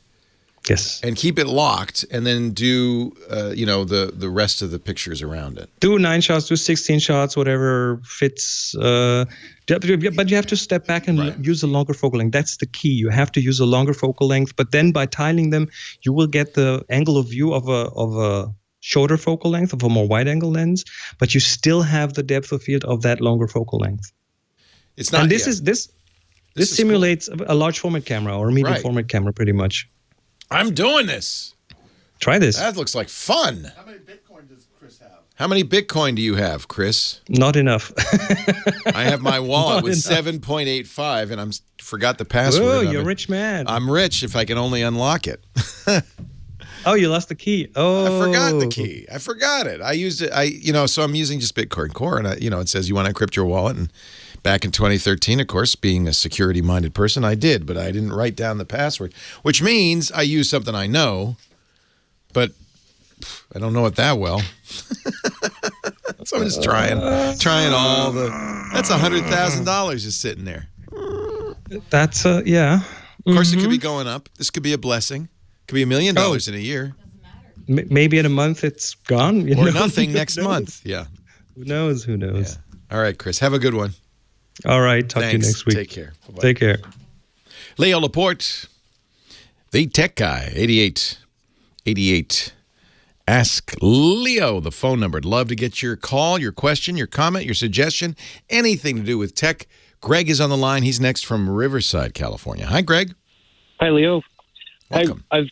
I've got a Mavic Pro, and right now I'm using it with it's a Google the Play 4 or the Moto Play 4 phone. Yeah. And anyway, I want to get something bigger to use it with, but I don't want to go to a Galaxy Note or anything like that. So what would be a good tablet to pair with that controller? I know I won't be able to mount it in the controller, but I just need something to use with it because I need a bigger screen. So I'm going to say what all of that is so people know what we're talking about. Okay. A Mavic Pro is a very nice $1,000 drone quadcopter from DJI.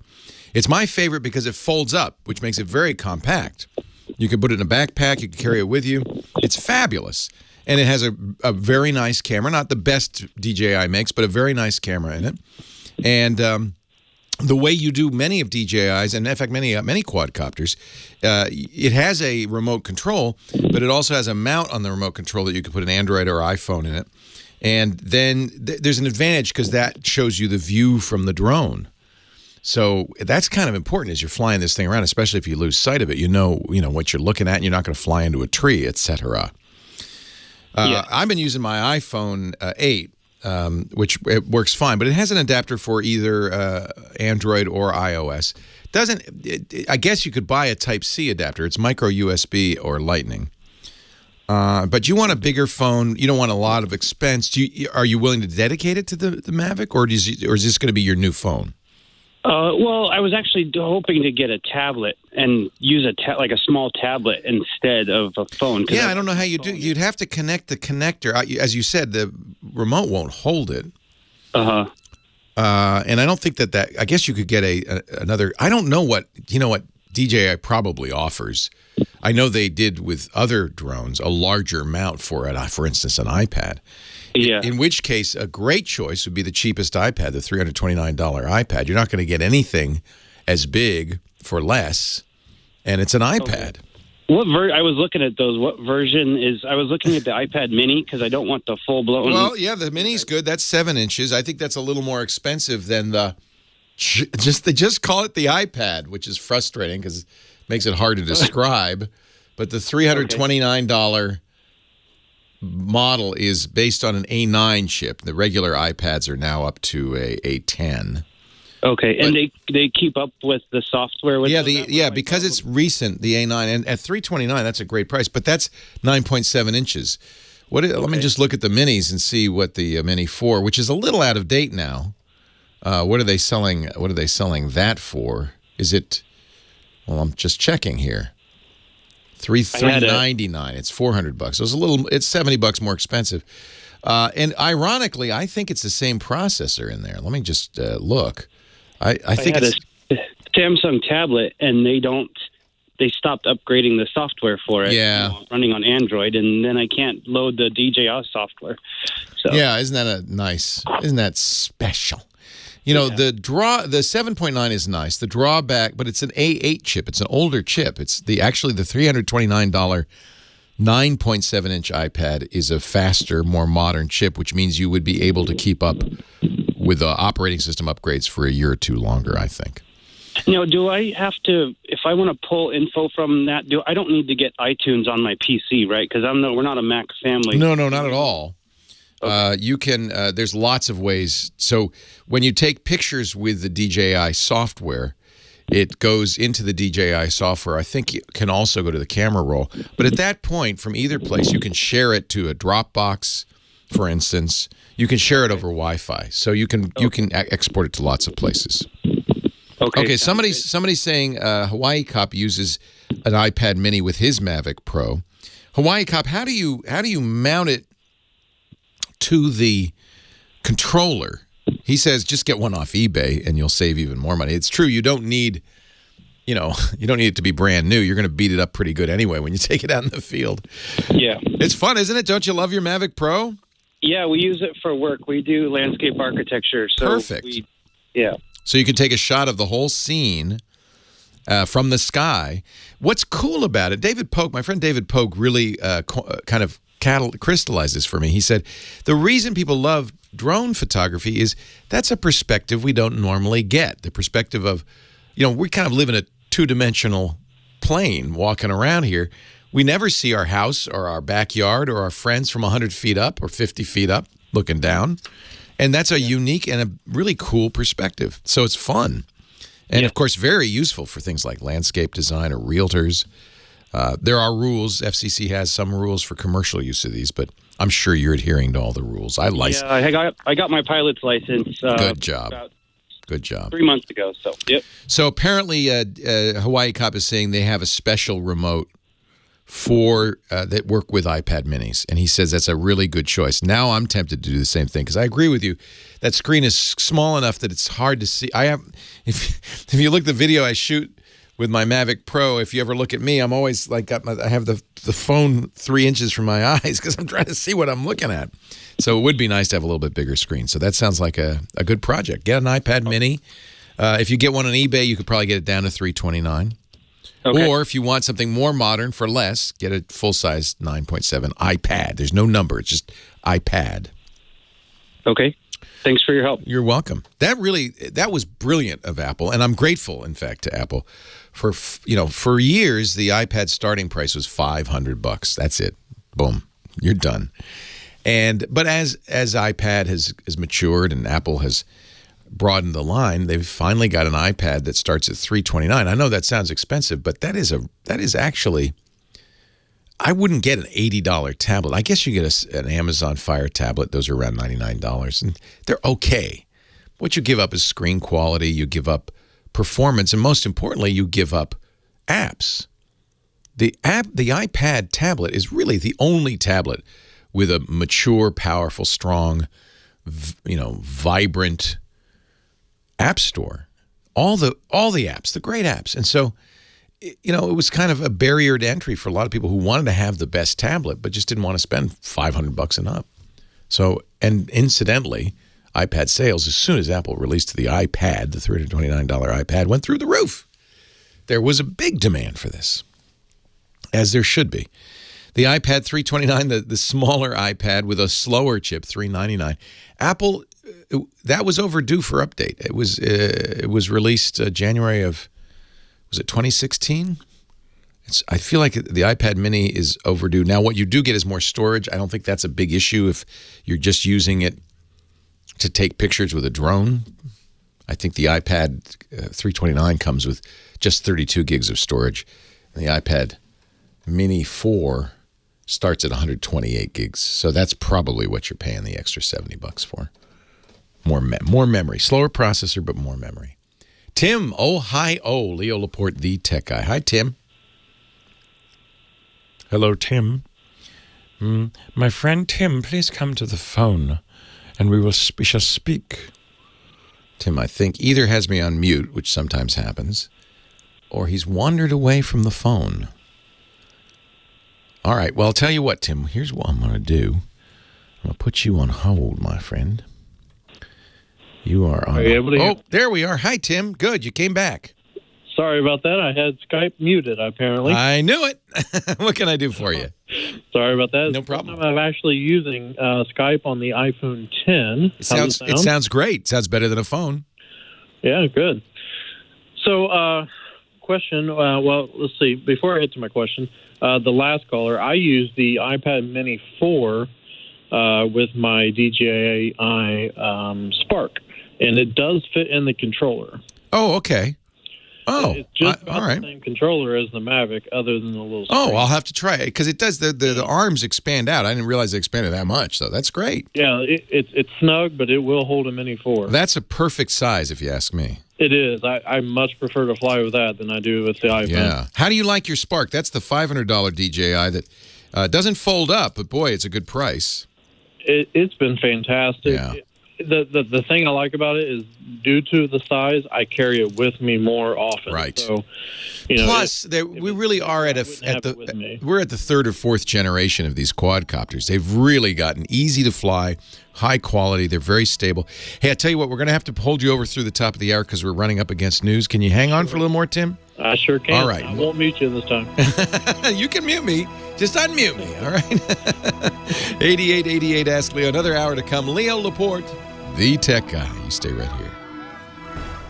So what do you do with your Spark? Mainly landscape, and I use it for a lot of church events. I actually did a baptism video. We baptized in a creek. Oh, my goodness. How yeah. That must have looked incredible. Yeah, I'll have to email you the link. You see all the guests, and then did you now, how noisy is the Spark? Because I have to say the Mavic Pro is pretty noisy. It's not too awful bad. I mean, it did show up in our. They know you're buzzing them. They know you're buzzing them, but that's not a bad thing. You don't want to. Right. You don't want to surprise people. Yeah, and we have a wireless mic system that we use for the other cameras that feeds into the GoPros. So the pastor is very audible. It's not. You don't hear much of the drone over him. So and I think that. Normally the way I would use it is I would use that as a second unit. Exactly.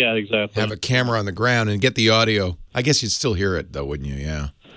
Yeah, you hear it a little bit in the background, but we had other cameras on the ground. So we had, I think we had 4 angles that time because we had about 20 people getting baptized. So it was a good sized crowd. So we had about 4 different camera angles. That sounds awesome. Really awesome. But I enjoy it though. I've had a lot of home built quads, but I really enjoy the Spark. It's almost idiot proof. I mean. Yeah, I have crashed many a drone. Let's put it that way. I have a pretty bad reputation. I even crashed the Bebop Deluxe, which was supposedly the uncrashable drone on its first flight. So I was really reluctant, but I was convinced that no, and it's true. I don't know what generation we're at now, 5th, 6th, but they have made massive strides. These things are so much fun now. And really one of my home built units actually had a flyaway with a GoPro on it and never recovered. Yeah. So somewhere out there in the woods, there's a GoPro laying attached to a quad. Yeah. Mm-hmm. I've scattered a few drones myself. never returned home. That's one of the things I love about the DJIs. I presume the Spark also has a return home mode, right? Yeah, it does. Has return to home and all of that. But I went and had dog tags printed with my name and cell phone number on them, and I put it inside the battery compartment. Ah, smart. I just Dymo labeled the whole thing everywhere. It's all over the thing. Leo, return to me. This is my number. Call me. Exactly. But I haven't lost it yet, but I'm kind of cautious after all my poor experiences. But I really enjoy it. It is really fun. I was really torn between the Spark and the Mavic, but I just really... It's a lot more. It's twice as much, right? Yeah.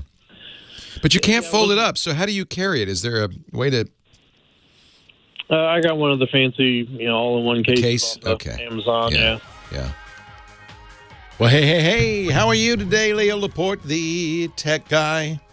8888 Ask Leo, the phone number if you want to talk computers, the internet, home theater, digital photography, smartphones, smartwatches, and all that jazz. 8888 Ask Leo, that's the phone number. 888-827-5536. We've been talking to Tim in Ohio. We were talking about drones, but I think you have a question too, right? I do. I have a question about the remote app for Apple TV. Which is, by the way, a better way of controlling an Apple TV than that horrific remote they sell with it. Very true. Yeah. My question being, my little silver remote, everything works except for the left click, which makes it pretty hard to navigate the menus. So the remote app is how we prefer to control it. My question is, how do I get my wife's phone to see the Apple TVs because we have separate iTunes accounts? How do you get your wife? Oh, well, if you go to the settings in the Apple TV and you look at the devices section, you can add multiple remotes. Well, it used to be that way. But now it only goes by account?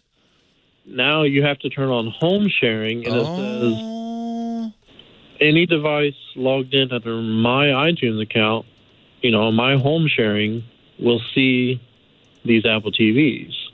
Oh, my. I'm leery to put my iTunes account info into her home sharing and muddy the waters with purchases and music. And I understand. I don't know how home sharing and family sharing, they're complicating this. Yeah, well, they're complicated, so... Right. You used to be able to go into the Apple TV's remotes and then authorize people's phones. Right. They can't do that anymore, huh? You can't do that. Thank you, Apple. Yeah. And so I don't know how That's not a good interface to it. Now, as I remember in home sharing, you do have, maybe you have to go to your phone to do it, but you do have control over what's shared. So you could say, don't share apps, don't share music, unless you want to. I mean, there's probably not as much granularity as you would like.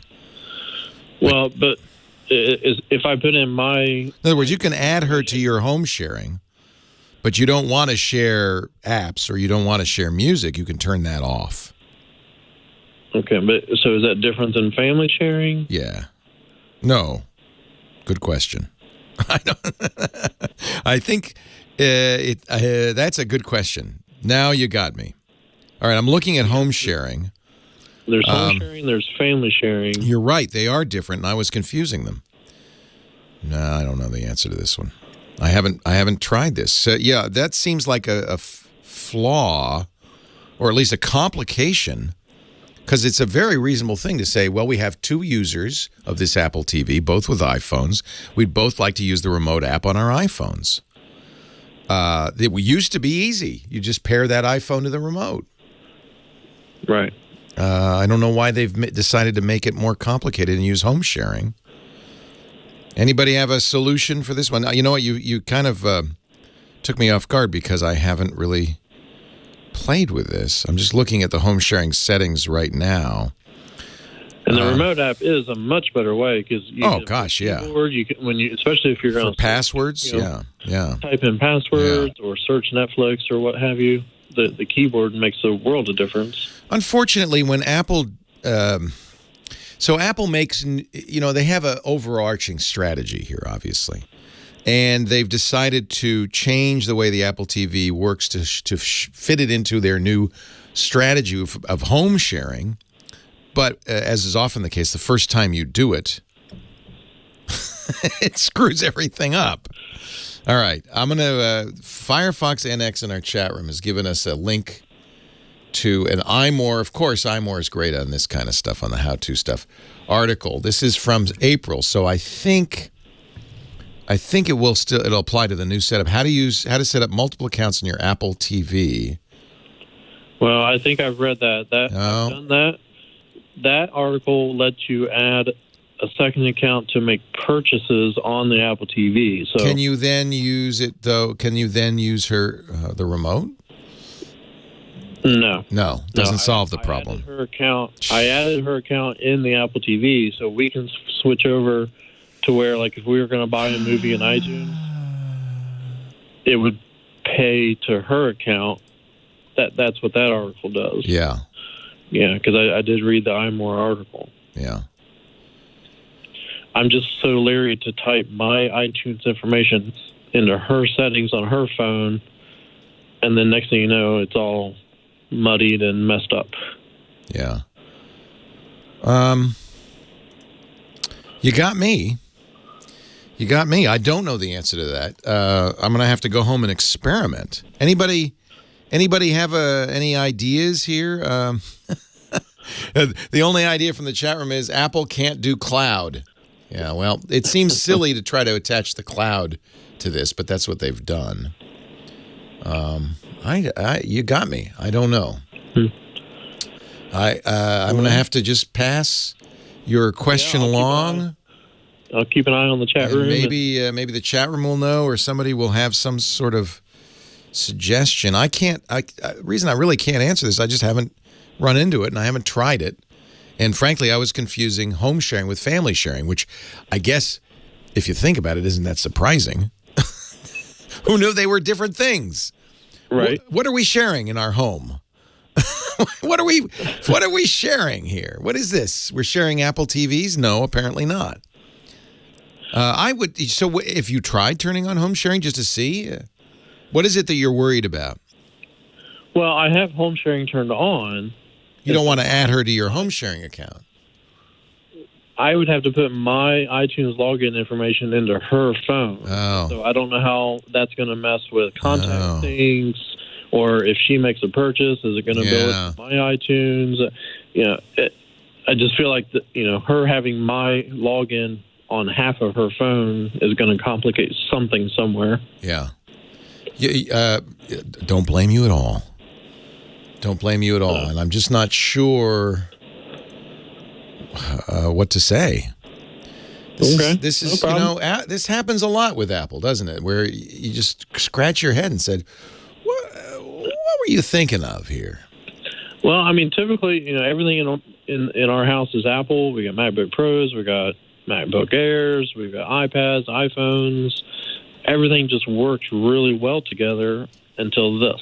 Yeah. Well, and that's Apple in a nutshell.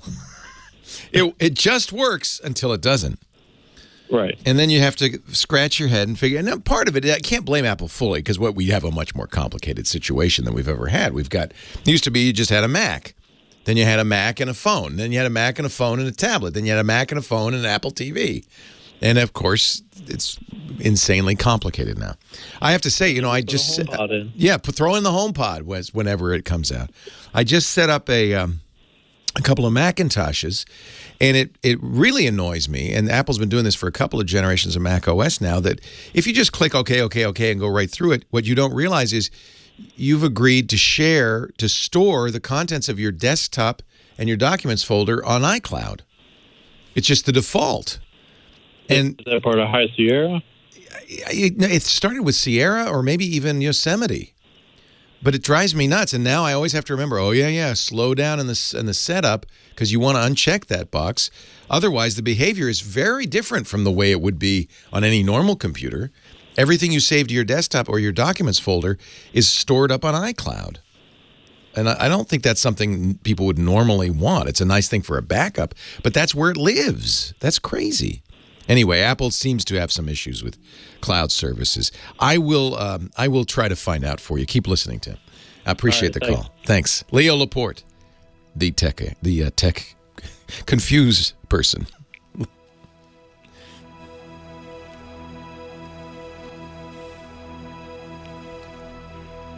Yeah, Windows kind of does it, but not nearly as aggressively as Mac OS. It's crazy. I think it is the default in Power Mac because I just set up 2 Macintoshes to High Sierra, and the default was store your desktop and documents in the cloud. And of course, that means you buy more cloud storage. So I didn't realize they'd backed off. I think they started. My memory is maybe they started in Yosemite, but I set up 2. I just set up 2 MacBooks because I decided to shift to the MacBook Pro from 2015. So I set it up. Actually, set it up twice. That's how I know. And in both cases, I had to uncheck that. But it's lucky I saw it because first time that happened, I didn't realize why, and I didn't even know for a while. And I thought, well, wait a minute, are you telling me my desktop's in iCloud? Why? Leo Laporte, the tech guy. A rare appearance. Dick DeBartolo, Mad Magazine's maddest writer, and our gizmo wizard, the Giz Wiz, coming up in about half an hour on the show. But meanwhile, back to the phones, and Josh in Austin, Texas. Hello, Josh.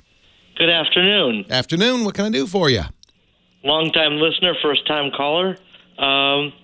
Wondering if you can take a look at something for me. There is a new device coming out here shortly, and I'm just wondering if it's really going to be something that I'm actually going to be able to use, just from what I can observe from the videos.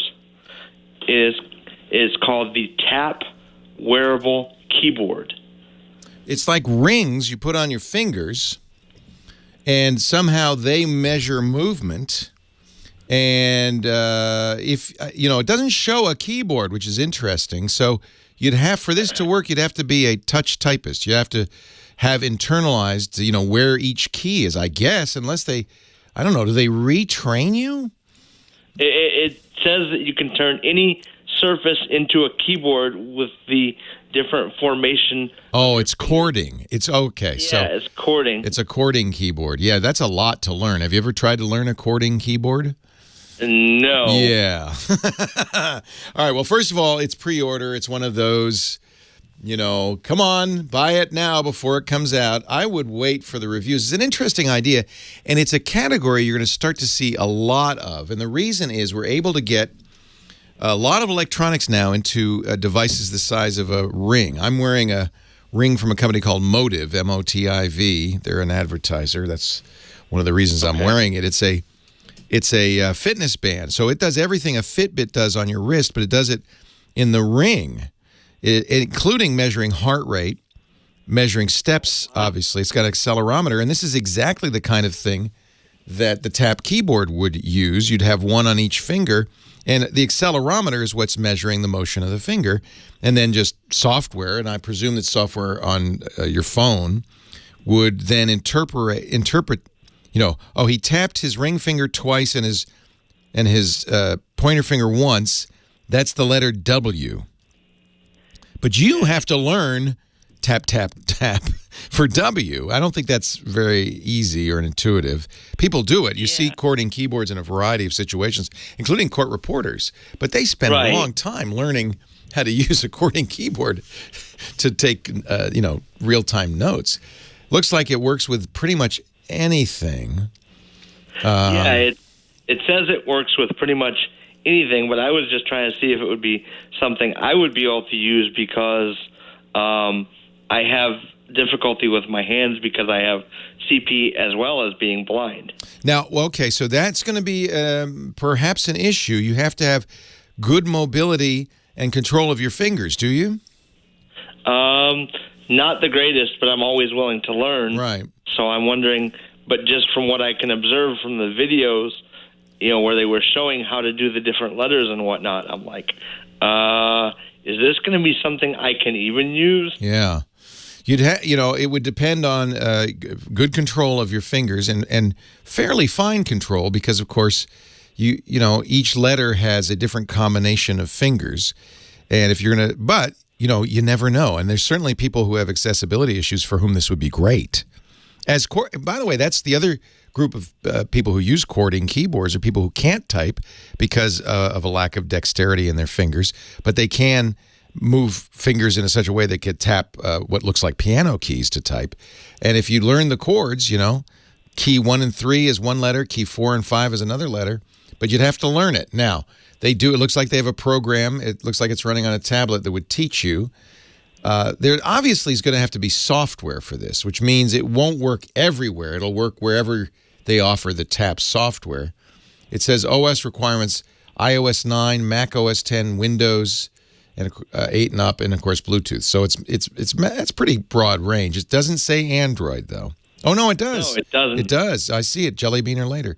So it is Android, iOS, Mac, and Windows. That is pretty much everywhere.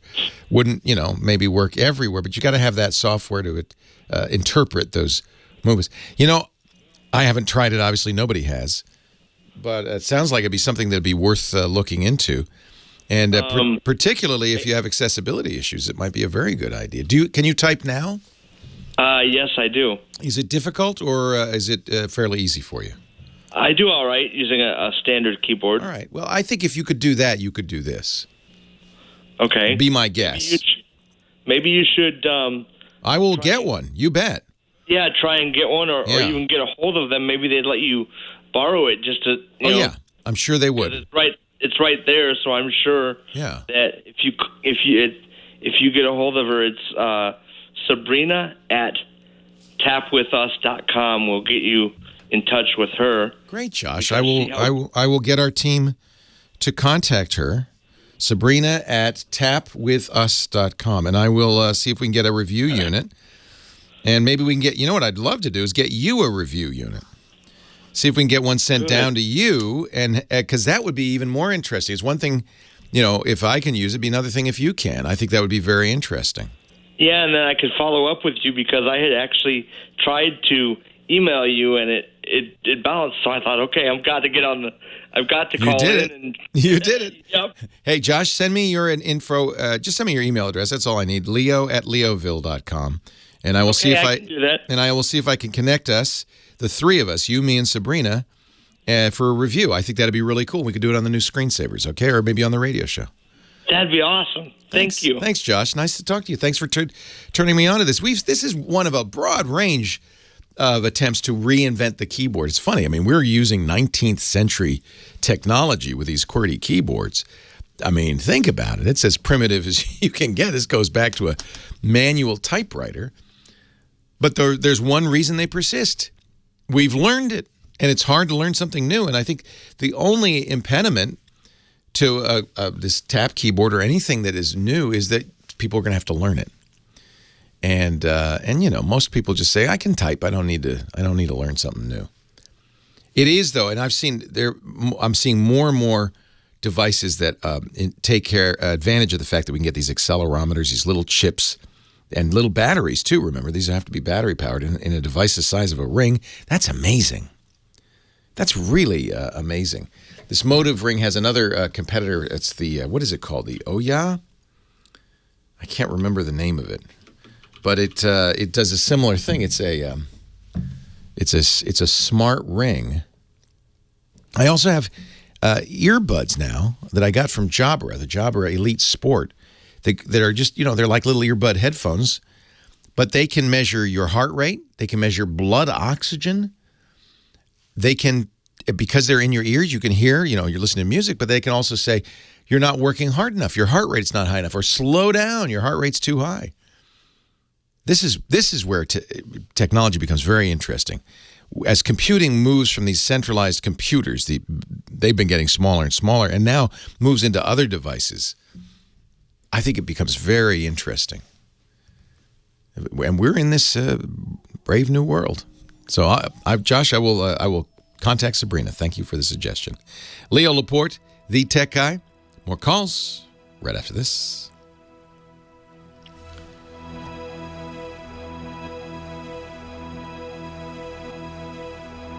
Do you think a new generation... See, my kids learn to type. I mean, even if you don't take typing classes, which many kids do, if you're going to write papers in school, you're going to learn how to type. You might be two-fingered. I never studied typing, but I eventually learned how to type because you just had to. And that was before computers. That was just on a typewriter. And I think every generation, coming up is going to be doing that. So there's a lot of inertia.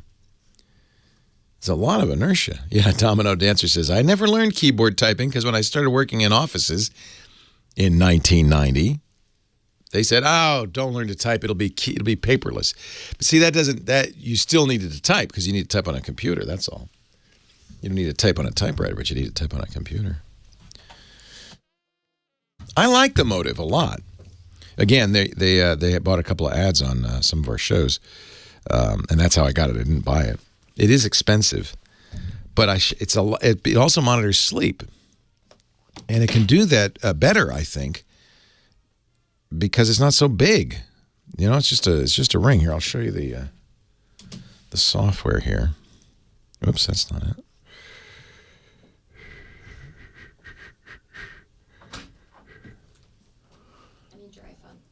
Oh, I was just showing off the Motive.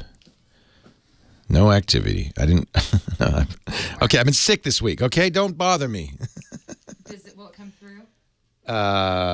Should. Just swipe up to zero it out. I told you the code, right? Voice may eventually replace. I agree. Voice may eventually replace keyboards. We'll see. We shall see. What is the name? I saw, you know what? So it was on Kevin Rose's Instagram. Kevin was wearing it. I hadn't heard about this. This, I think, is a direct competitor to the Motive. Hoorah! Hoorah ring. Hoorah ring. Hoorah ring. Yeah, that's also pre-order. So it looks a lot like the Motive. But it's focused on sleep. Oh, it's not exercise, huh? It's measuring other stuff. Oh, that's interesting. But it is measuring resting heart rate. It's much like an Apple Watch. Body temperature. Ah, that's kind of cool. Pretty soon, I'm not going to have any fingers left. So really, that's a function of miniaturization. They're able to get a lot of stuff in there. And you know who's doing it? Philippe Kahn. It's all Philippe Kahn. The other ring I saw, and it's also in pre-order, but it's also taking advantage of the fact that we're able to get these electronics, these microprocessors and these accelerometers reduced to such a tiny size, even the batteries, that they can be put in a ring, a normal size ring. I think it's pronounced Aura. Oh, maybe it's Aura. You understand, all the good names are taken. So at this point, we're making stuff up. OURAring.com. And it's a sleep tracker. It's less of a fitness band and more of a sleep tracker. But the idea is it can measure heart rate. It can measure motion. These are all basically the same, but also body temperature. And it says it can measure sleep stages, but my guess is it's doing that based on movement, nothing else. But, can it measure, brain waves? I don't think, not on your finger. But so, and this is also a pre-order. This is not out yet, and it will be fairly expensive, like really expensive, like $300 expensive. But so I'm not even recommending it. I'm just mentioning it to say that the electronics are now tiny enough to put in earbuds, to put in rings, to put up your nose, whatever, in any orifice. Rich, Tucson, Arizona. Leo Laporte, the tech guy. Hi, Rich. Hey, Leo. How you doing? I'm well. How are you? I'm doing good. Thanks for taking my call. My pleasure.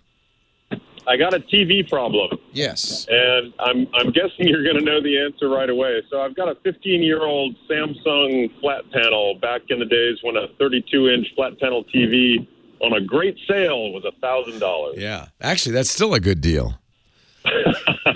For a 32-inch? Well, maybe not. Not for a TV. A 32-inch monitor, though, would be, yeah. Yeah, that would be great. I would love to have a 32-inch monitor. Right. Anyway, the sound is going out on this thing. The picture is still great, but the sound is going out. I can turn it on and got to crank it all the way up to 100. Ew. Barely hear a whisper. Okay. And then after about 10, 15 minutes, if I'm lucky, it warms up, and I can actually hear it pretty well. Wow. Now that it's gotten colder, it actually seems to be worse. Interestingly, it's only on the HDMI ports, the HDMI inputs, and the coax input. On the composite input, don't seem to have a problem. What? I'm wondering. Yeah, it's kind of weird that way. But what I'm wondering is... Oh, I know what it is. I do know exactly what it is. That was a good clue. So a composite is an analog input. The other two you described are digital inputs. Well, wait a minute. Right. Cable might not be. I bet it is, though. I bet it is. Which means they would have to go through a digital to analog converter before you could hear them as sound. You wouldn't with the composite, because a composite actually feeds, as you remember, the right and left sound channel, red and white cables. And those are analog, so they go directly to the speaker. So what it tells me is your speaker's fine. There's a small board in that TV that's doing the digital analog conversion, which sounds like it's failing. As it warms up, it gets better. Maybe there's some capacitors on there or some cold solders. There's something wrong with that board. Okay. So I know that the best answer is buy a new TV. No, that's not the best answer. No. Have you tried it with a headphone jack? I bet you're getting this. How do you connect your speakers to the TV? I'm not. The speakers are the TV speakers, which is part of the problem. I would love to get a new TV, but to do that, I would have to get a receiver. I'd have to hook everything up. So you want to know if there's a way. Okay, so is there a headphone jack on that? I bet there is. But there is audio out. And so what I'm wondering is, can I buy a sound bar? Will that bypass the problem? My guess is no, but I'm only guessing. So the reason I ask if there's a headphone jack, you could test my hypothesis by listening on headphones. If it is, as I think, the digital to analog converter, it'll do exactly the same thing. In other words, I'm guessing it's not the speakers or the amp on the TV. It's the digital analog converter, and that would do the same thing on headphones. Composite would be fine, but the digital inputs, the cable and the HDMI would be bad. If that happens on headphones, and you can plug headphones into the audio out, then a soundbar is not going to help you, because the soundbars are getting the same exact input, and it's going to have the same exact problem. If, on the other hand, everything's fine, then it's just the speakers or the little speaker amp or something that's failed. You'll be replacing that part of the chain entirely with a soundbar. In fact, you'll be replacing entirely with headphones. All right. I'm sure I can do either. Even if it doesn't have a headphone jack, I think I've got kind of a splitter that I can plug in. If you've got some way to plug into the output. If it's line out, it's going to be low for headphones, so that's not a great test. But, yeah, you need to plug something in and just see if the same thing happens. And the reason is we're trying to figure out what part of the TV's failing. Yeah. You probably can't get that audio converter board fixed. What do you think, John? I'm guessing not. 15 years old. Yeah. They probably weren't fixable back then. These days, flat panel TVs... you just throw it out. Disposable product. It's disposable, sad to say. So an AV receiver might be the solution, because then the audio doesn't go to the TV. I know you didn't want to do this, but the problem with a sound bar is generally it gets its sound from the TV. Right. If you were to get a sound device of some kind that got its sound directly from HDMI and cable, in other words, an AV receiver, or a cable box. You don't have a cable box? No, we don't have cable. You plug it's an antenna. So yeah, going into the coax is just a rabbit ears. Oh, that throws my whole thing out, I think. Well, that's still digital though, isn't it? No, I'm trying to think. What are you getting? You must have a digital converter box. No? You got rabbit ears straight into the TV, and that works. It works for local channels, and that's the only reason we have it, and we hardly ever use it. The TV must have a digital tuner then, because the local channels are feeding you digital. I believe it does, yeah. Yeah. So there would be, you could solve this absolutely by just taking the sound out of the equation, not have the TV do any sound, have all of your inputs go into some kind of box. Right. That then powers speakers, right? Right. The problem with the sound bar is it's not that box. It's just going to take the audio out of the TV. Got it. and hadn't thought of it that way. But yeah, now that you say that, all the inputs are going into the receiver, and so the receiver is what receiver does the audio, and it has an amp, and it has a digital to analog converter, and it does everything fine. So you'd be in effect replacing the sound chain. Something's obviously wrong with your sound chain. My guess is it's a digital to analog converter, and that's not replaceable. You could do one other thing, but sync would be weird, which is you could get the audio from the composite and get the video from digital, but they're not going to match up. So you have to have some way of delaying the let's see, which would be faster, the audio. You have to have some way of delaying the audio to match up. Lip sync would be, it's too much work. Yeah. So AV, by the way, this AV receiver is going to be a little unusual because it's going to have to take antenna in. They must make such a thing. Well, I assume that if they take cable in. Yeah. Well, no, nothing takes cable in. You have a cable. If you have cable, you have a cable box, which does the conversion, and that goes to the AV receiver. Yeah. Right. You know, if you get it, okay, this is a completely out of left field. Get a channel master. And what this is a DVR for over-the-air TV. You might be wishing you could record some stuff, right? Say yes. Okay. Then you get the channel master. Everything goes into the channel master. It handles everything. And the TV is just a display screen. And now you've added DVR plus solved your sound problem. All right. I will look into that. And over-the-air DVR like Channel Master or TiVo would be another solution. Crazy that may be. Dick DeBartolo, Mad's Maddest Writer, coming up with a crazy gadget right after this. I love that question because that's a detective story because of the. It is, but I got to tell you, a 15-year-old TV, I would love to get like a 50, 55-inch TV, but the problem is it's product creep. So if I get the TV, then I have to get a new receiver because my receiver is also 15 years old. It's in another part of the house, and it doesn't have the input. It doesn't have any HDMI input. No. Well, and if you're going to get a new TV, you might as well get a 4K TV. Exactly. Which means new DVD player. New AV receiver, new Roku, new Apple TV, everything. And I did this. I did this whole thing. I thought, 4K TV, I got a good deal on it. What a good deal. It ended up costing me thousands in all new equipment.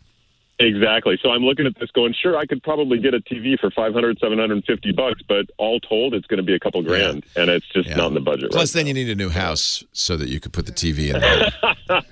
Yeah, we could use that because the room where we have the TV, it's so light. I know that that's the Home Theater Geek is always talking about how you want this really dark room, and this room is always just so light. Yeah. So I would love a home theater. Oh, this is how we get you. This is how we get you in that consumer cycle. Yeah. You've been avoiding being a consumer. We got to get you.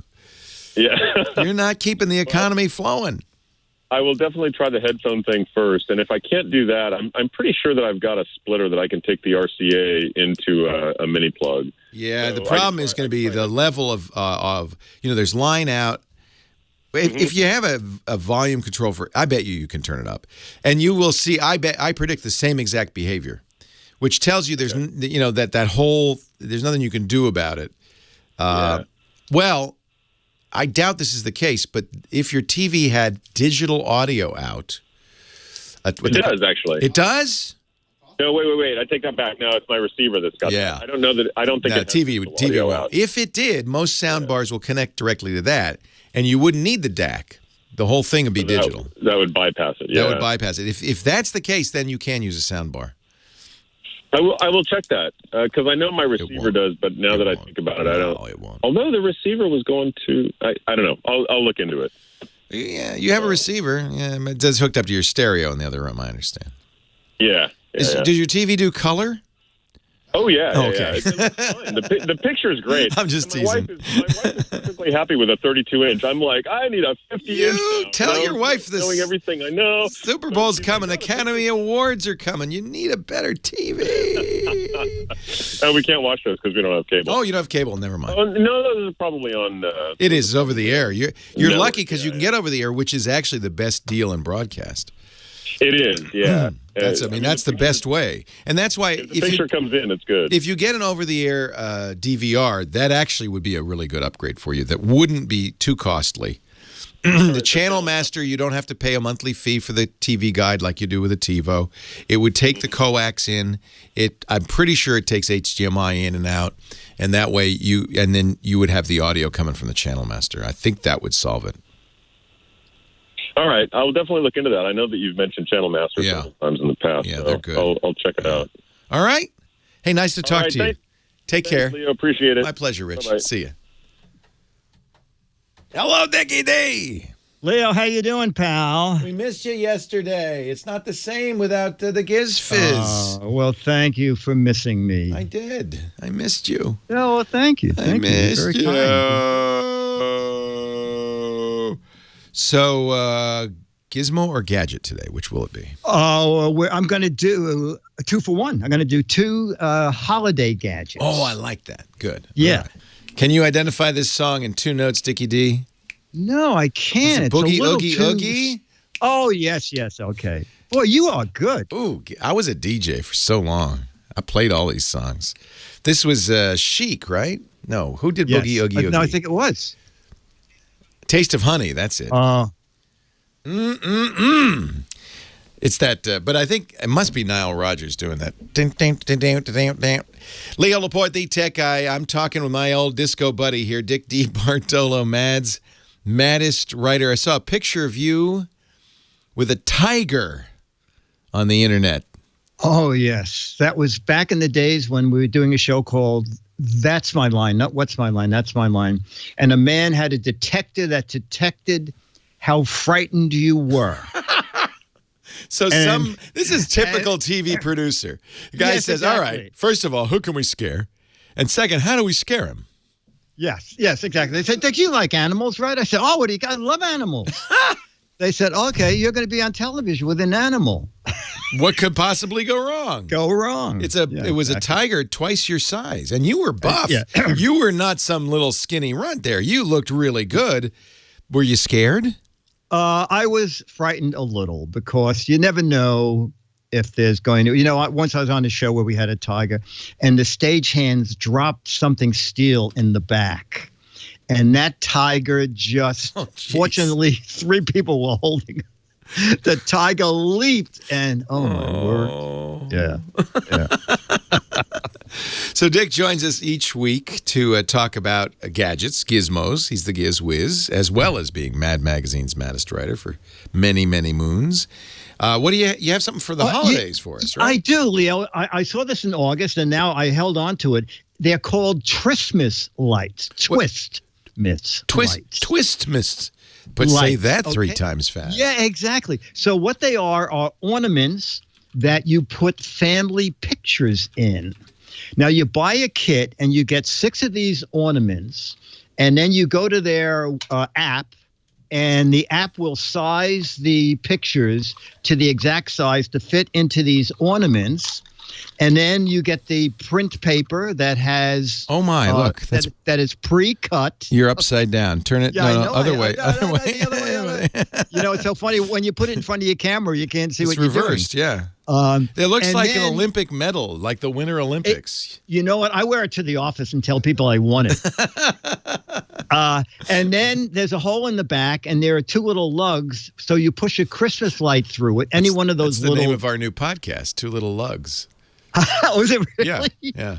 Are you serious? No, I'm joking. No, but it's good. You and Patrick Norton. I think I like 2 little lugs. Yeah. 2 big lugs. So, and then it'll be lit from the back, and the pictures are interchangeable. So if different relatives are coming over, you can quickly just swap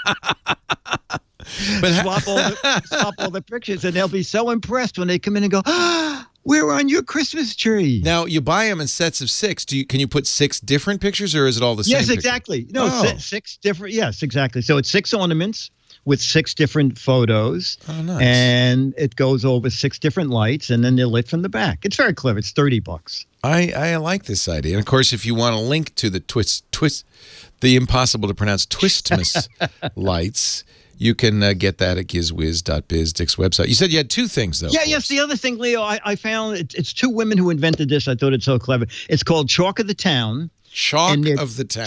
Chalk, not talk of the town, chalk of the town. And they had T-shirts with little miniature blackboard sections on them. And then they come with a marker.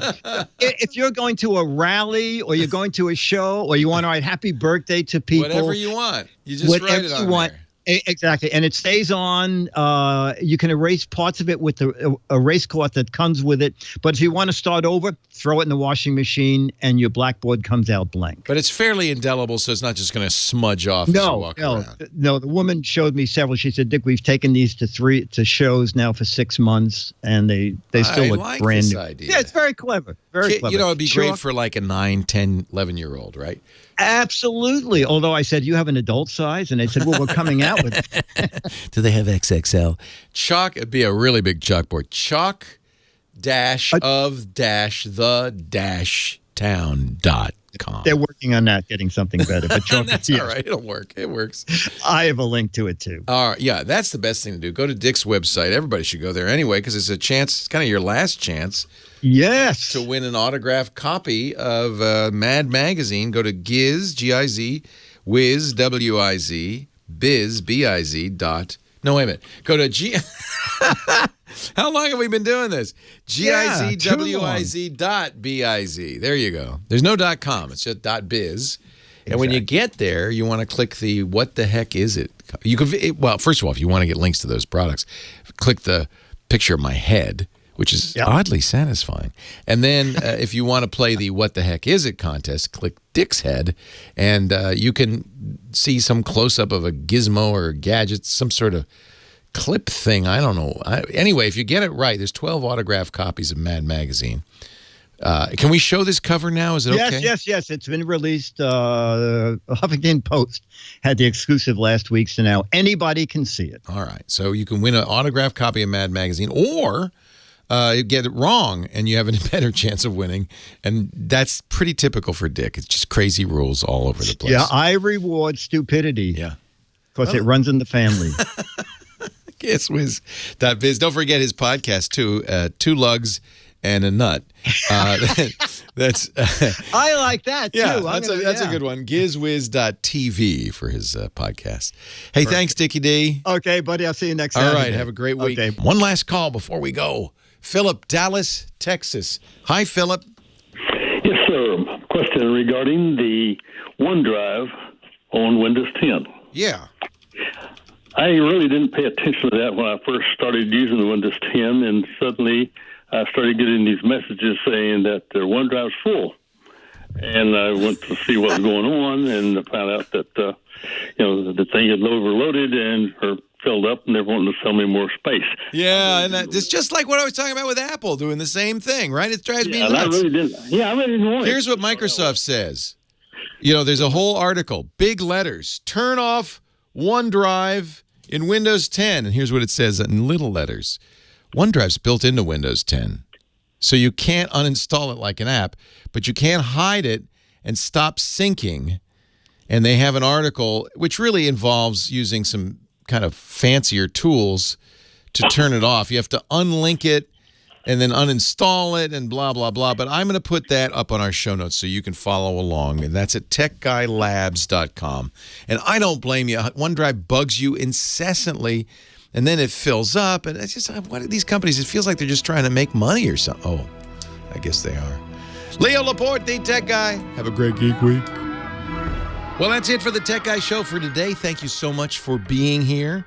And don't forget, TWIT, T-W-I-T. It stands for This Week in Tech, and you'll find it at twit.tv, including the podcasts for this show. We talk about Windows on Windows Weekly, Macintosh on Mac Break Weekly, iPads, iPhones, Apple Watches on iOS Today, security on Security Now. I mean, I can go on and on and on. And, of course, the big show every Sunday afternoon, This Week in Tech. You'll find it all at twit.tv. And I'll be back next week with another great Tech Guys show. Thanks for joining me. We'll see you next time.